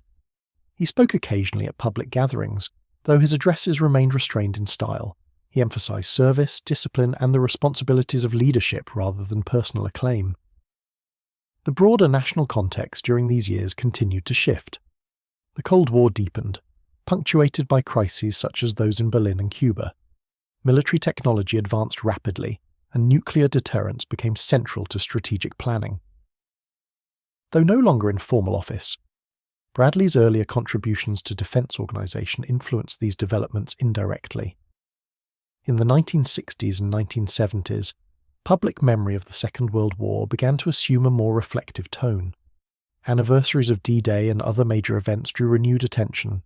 Bradley, as one of the last surviving senior commanders of that conflict, represented a living link to that era. His presence at commemorative gatherings conveyed continuity between past sacrifice and present remembrance. And personal life during these years brought both companionship and loss. Bradley's first wife, Mary, had died in 1965 after nearly 5 decades of marriage. The partnership had endured through frequent relocations and the uncertainties of military life. In 1966, he married Esther Bueller, who shared in his later years and accompanied him to public engagements. Despite his high rank and historical stature, Bradley maintained a reputation for modesty. He resided quietly in New York, avoiding elaborate display. Visitors often noted the simplicity of his surroundings and his preference for conversation grounded in practical experience rather than grand narrative. As decades passed, the generation that had led the Second World War gradually diminished. Dwight D. Eisenhower, George C. Marshall, and others of similar stature passed from the public stage. Bradley's longevity placed him among the final representatives of that cohort. His continued presence lent perspective to evolving debates about military policy and national purpose. In 1970, Congress authorized the awarding of the Medal of Freedom with Distinction to Bradley, recognizing his service to the nation. The honor reflected bipartisan respect for his leadership across multiple administrations, yet even in recognition, he remained measured, accepting commendation without embellishment. During the 1970s, the United States confronted the aftermath of the Vietnam War, a conflict that differed profoundly from the global war Bradley had commanded. Public trust in institutions underwent strain. Discussions of military policy became more contentious. Bradley, though occasionally asked to comment, refrained from extensive public criticism. His statements tended toward general principles rather than specific political judgments. In June 1974, he attended ceremonies marking the 30th anniversary of D-Day in Normandy. Standing once more on the beaches where American forces had landed 3 decades earlier, he represented continuity between memory and living history. Observers remarked upon his composure, even as he reflected upon events that had shaped the course of nations.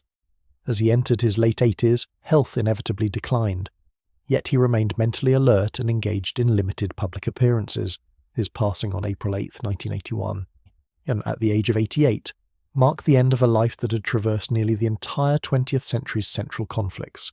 He was buried at Arlington National Cemetery among fellow servicemen and national leaders.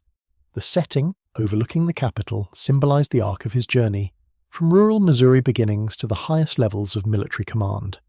In assessing his later years, one observes continuity rather than transformation. Bradley did not reinvent himself in retirement. He carried forward the same qualities that had defined his career: steadiness, modesty, and attention to duty.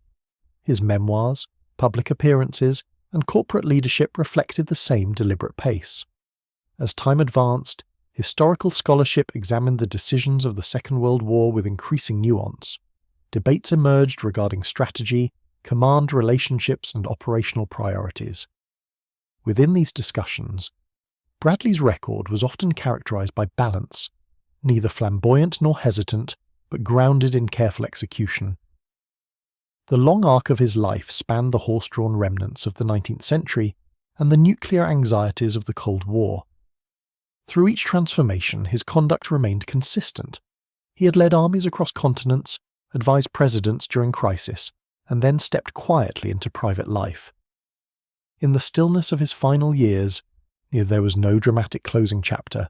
Instead, there was a gradual settling, the measured conclusion of a career defined by preparation, endurance, and service.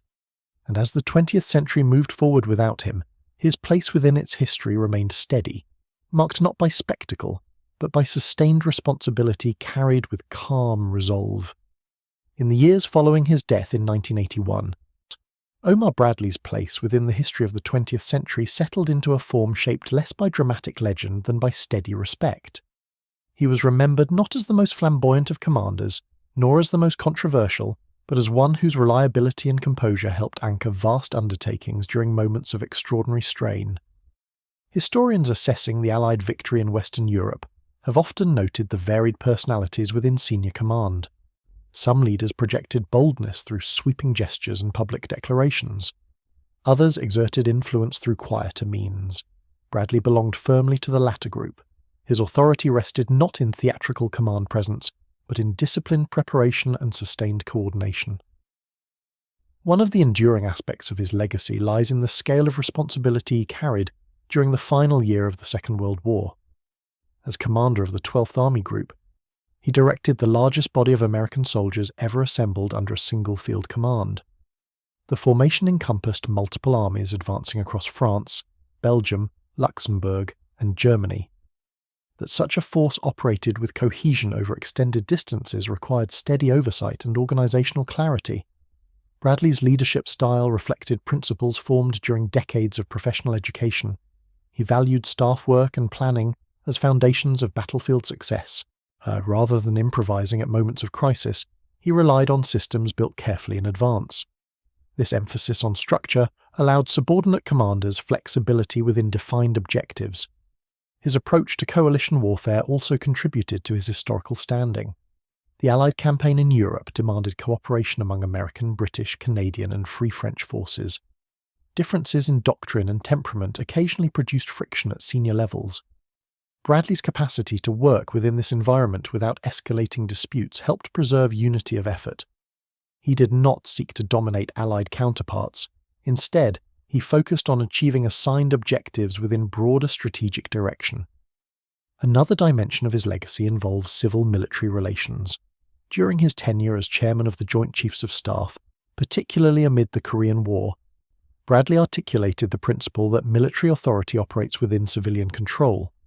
His public testimony, during debates over the scope of that conflict, underscored adherence to constitutional structure rather than personal ambition. In an era marked by nuclear escalation risks, such restraint carried weight. Military institutions shaped in the years after the Second World War bore traces of Bradley's influence. The reorganization of the defense establishment into a unified Department of Defense strengthened joint planning mechanisms and early adaptation to nuclear realities unfolded during his leadership. While these developments were collective achievements, his steady stewardship contributed to their implementation. Within popular memory, Bradley was sometimes referred to as a soldier's general. The phrase reflected perceptions among troops that he remained accessible and practical. He avoided unnecessary ostentation in headquarters operations and maintained a reputation for fairness in assessing performance. Soldiers often value commanders who communicate clearly and share risks without exaggeration. Bradley's manner aligned with those expectations. Scholarly evaluations of the Normandy campaign and subsequent operations have explored debates regarding strategy, including the merits of broad front advance versus concentrated thrust. This year, Bradley's advocacy for balanced pressure across the line has been examined in light of logistical constraints and inter-allied dynamics. While historians differ in emphasis, many acknowledge that his caution was grounded in awareness of supply realities and the dangers of overextension. As decades passed and the generation of wartime leaders receded into history, Bradley's life came to represent continuity between eras. Born in the 19th century, educated in a small pre-war army, he rose to command millions during global conflict and later advised national leadership in the nuclear age. Few careers encompass such transformation within military structure and strategic environment. Commemoration of his service extended beyond academic study. Military installations and memorials bearing his name served as reminders of his role in shaping American ground forces. Yet his remembrance has generally avoided mythic exaggeration. Instead, it rests upon recognition of competence sustained over time. In examining his life, one encounters a pattern of measured progression rather than sudden ascent. From rural Missouri to West Point, from instructional posts to Corps command in North Africa, from the beaches of Normandy to the councils of Washington, each stage built upon earlier preparation. His career illustrates how long apprenticeships within professional institutions can prepare individuals for unexpected responsibility. Perhaps the most enduring aspect of his legacy lies in his temperament. 20th century warfare placed enormous strain upon individuals entrusted with command. The capacity to remain composed amid uncertainty, to evaluate information without haste, and to act without theatrical impulse proved invaluable. Bradley exemplified that steadiness. In the broader landscape of American military history, his name stands alongside those who guided the nation through its most consequential conflict. Yet his example differs subtly from leaders whose reputations are shaped by dramatic narrative. His contribution resided in balance, between caution and initiative, between authority and collaboration, between military necessity and political context. As time continues to move forward, historical memory adjusts and refines. The details of campaigns become subjects of study rather than lived recollection. But within those studies, the figure of Omar Bradley endures as one who carried vast responsibility without spectacle. The fields of Normandy, the forests of the Ardennes, the bridges across the Rhine, these landscapes remain quiet today. The decisions made upon them echo through historical record rather than immediate consequence. And within that record, Bradley's presence is steady and measured, reflecting a life shaped not by sudden brilliance, but by enduring discipline and calm resolve. His story, extending from the close of the 19th century into the final decades of the 20th, offers a portrait of leadership grounded in preparation and restraint. In that quiet steadiness, his place within history rests securely. As the decades passed and the 20th century moved toward its close, the life of Omar Bradley came to be viewed not only through the lens of specific campaigns, but as a study in temperament. Historians, soldiers, and readers of his memoir often return to the same observation. His leadership was marked by steadiness rather than spectacle. In an era when warfare was increasingly mechanized and publicized, commanders were sometimes elevated into symbols. Photographs, headlines, and newsreels carried their images far beyond the battlefield. Bradley, though widely recognized, did not cultivate that dimension of fame. His public presence was measured, his statements deliberate, his manner unembellished. Those who served under him frequently described his preference for clarity. Orders were concise. Objectives were defined in practical terms. He avoided ornate language and dramatic flourish. In combat, such precision could reduce confusion. In administration, it reinforced structure. This consistency between words and action contributed to the trust placed in him by subordinates. His relationships with fellow commanders revealed similar patterns. With Dwight D. Eisenhower, he shared a foundation formed at West Point and strengthened through interwar collaboration. Eisenhower's role as Supreme Allied Commander required broad diplomatic coordination.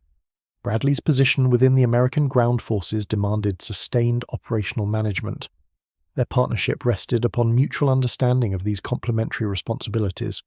With George S. Patton, whose style was markedly more forceful and outwardly dramatic, Bradley maintained a professional balance. Patton's rapid advances across France were enabled within a framework that Bradley helped sustain through logistical coordination and strategic oversight. Differences in temperament did not prevent cooperation. Rather, they reflected varied expressions of commitment to the same objective. In reflecting upon Bradley's character, observers often noted his background in rural Missouri. The modest conditions of his early life instilled habits of economy and persistence. And he did not carry himself as a figure set apart from ordinary experience. Even at the height of command, he retained an understated demeanour. The title sometimes associated with him, that of a general close to his soldiers, reflected perception more than proclamation. He did not present himself as informal, yet he avoided unnecessary distance. Visits to forward positions were conducted without ceremony. Conversations with officers emphasized practical matters rather than abstract rhetoric. Within the broader development of American military doctrine, Bradley's influence lay in reinforcing the value of preparation. The interwar years, often dismissed as quiet or uneventful, had formed his intellectual foundation. Study at the Command and General Staff School and the Army War College sharpened his capacity for operational planning. When global war returned, he applied those lessons at increasing scale. His conduct during the Korean War, particularly regarding civilian oversight of military policy, further defined his legacy. By articulating the principle that military leaders must operate within the authority of elected officials, he reaffirmed a constitutional norm during a period of intense debate. That stance, though not universally applauded at the time, contributed to enduring standards of governance. As public memory of the Second World War shifted from lived experience to historical study, Bradley's narrative found its place among more dramatic accounts. Yet his story offered a different form of instruction. It suggested that leadership need not rely upon spectacle to achieve effectiveness. Steady preparation, disciplined coordination, and measured judgment could shape outcomes just as decisively. Commemorative events in the years after his death often emphasized this quality of constancy. Veterans who had served within the 12th Army Group remembered an atmosphere of organization and coherence, even amid vast movement. Scholars examining archival records observed patterns of methodical planning behind operations that might otherwise appear fluid or improvised. In personal recollections, Bradley's humour surfaced occasionally, quiet and understated. He did not seek to dominate conversation, yet he could offer dry observations that reflected awareness of complexity without exaggeration. These glimpses of personality reinforced the impression of a man comfortable within responsibility, rather than defined by it. The passage of time inevitably softens sharp edges of historical debate. Strategic disagreements that once appeared urgent become subjects of analysis rather than contention. Within that process, and Bradley's record has been evaluated alongside peers whose reputations were shaped by more visible drama. His position remains secure not because it is flamboyant, but because it is consistent. In the quiet of archives and memorial grounds, his life offers a study in endurance. From the small-town classrooms of Missouri to the broad councils of national defense, his trajectory reflects disciplined advancement within an evolving institution.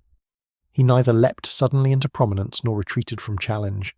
Instead, he advanced step by step, absorbing responsibility as it expanded. The 20th century, marked by technological acceleration and global upheaval, produced leaders of varied style and approach. Bradley's contribution lies in demonstrating that calm deliberation can coexist with decisive action. The battles he oversaw were immense in scale, yet his manner remained composed. As remembrance continues into future generations, his life invites reflection on the quieter dimensions of command, the unseen hours of preparation, the measured assessments before decision, the restraint that tempers impulse. These qualities, less dramatic than battlefield charge, nonetheless shape the course of events. In that sense, Omar Bradley's legacy resides not only in campaigns won or positions held, but in the example of steadiness carried across decades of uncertainty. His story, spanning nearly a century, remains a testament to leadership grounded in discipline and guided by quiet resolve. As the 20th century moved beyond the era of global war and into decades defined by ideological rivalry and technological change, the figure of Omar Bradley gradually shifted from living participant to historical presence. The events that had once required his immediate judgment became subjects of scholarship, remembrance, and measured debate. Yet the outline of his life retained a distinct clarity. He had been born into a United States that was still largely rural, its military small and dispersed. He entered West Point when the nation stood on the edge of global transformation. He matured within an army shaped by limited budgets and patient study. When the moment of expansive conflict arrived, he carried into it the habits formed during those quieter years. The arc of his career offers a view into the broader evolution of American power. During the First World War, he trained soldiers at home. In the Second World War, he directed armies across continents. In the early Cold War, he advised presidents confronting nuclear realities. Few individuals experience such varied phases of national development from within positions of responsibility. Yet the most striking continuity across these transitions was his temperament. Whether overseeing training camps, managing vast operational fronts, or testifying before Congress, he spoke in tones that were deliberate and restrained. He did not rely upon intensity to convey seriousness. Instead, he trusted preparation and clarity. In the years after his passing in 1981, the generation that had shaped mid-century events receded into memory. Commemorations of D-Day, of the liberation of France, and of the closing of the European War became occasions for reflection rather than reunion. Bradley's presence at earlier anniversaries had served as a bridge between lived experience and public memory. After his death, that bridge existed only in written record and archival film. Arlington National Cemetery, where he was laid to rest, holds the remains of many who served in the conflicts that defined the century. The ordered rows of white markers convey both individuality and collective effort. Bradley's grave, modest among many, reflects the simplicity that characterized his life. There is no elaborate monument, only a name and dates that span nearly 90 years.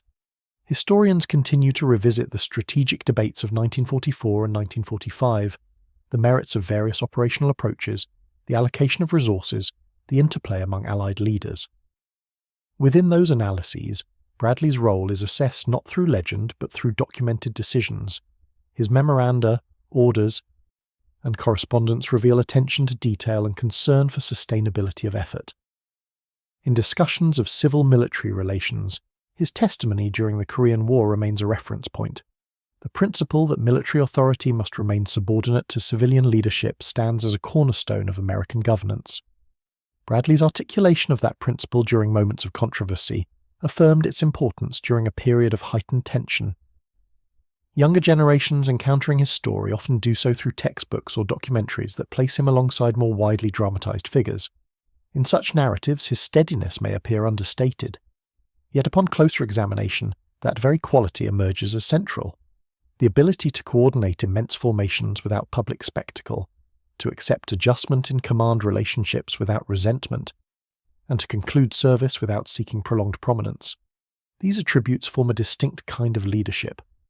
The transformation of warfare during his lifetime was profound. From horse-mounted units and telegraph communication to mechanized armies and atomic weapons, the tools of conflict changed rapidly. Bradley adapted to each phase without losing the core emphasis on organization and discipline. He neither clung to outdated forms nor rushed impulsively toward novelty.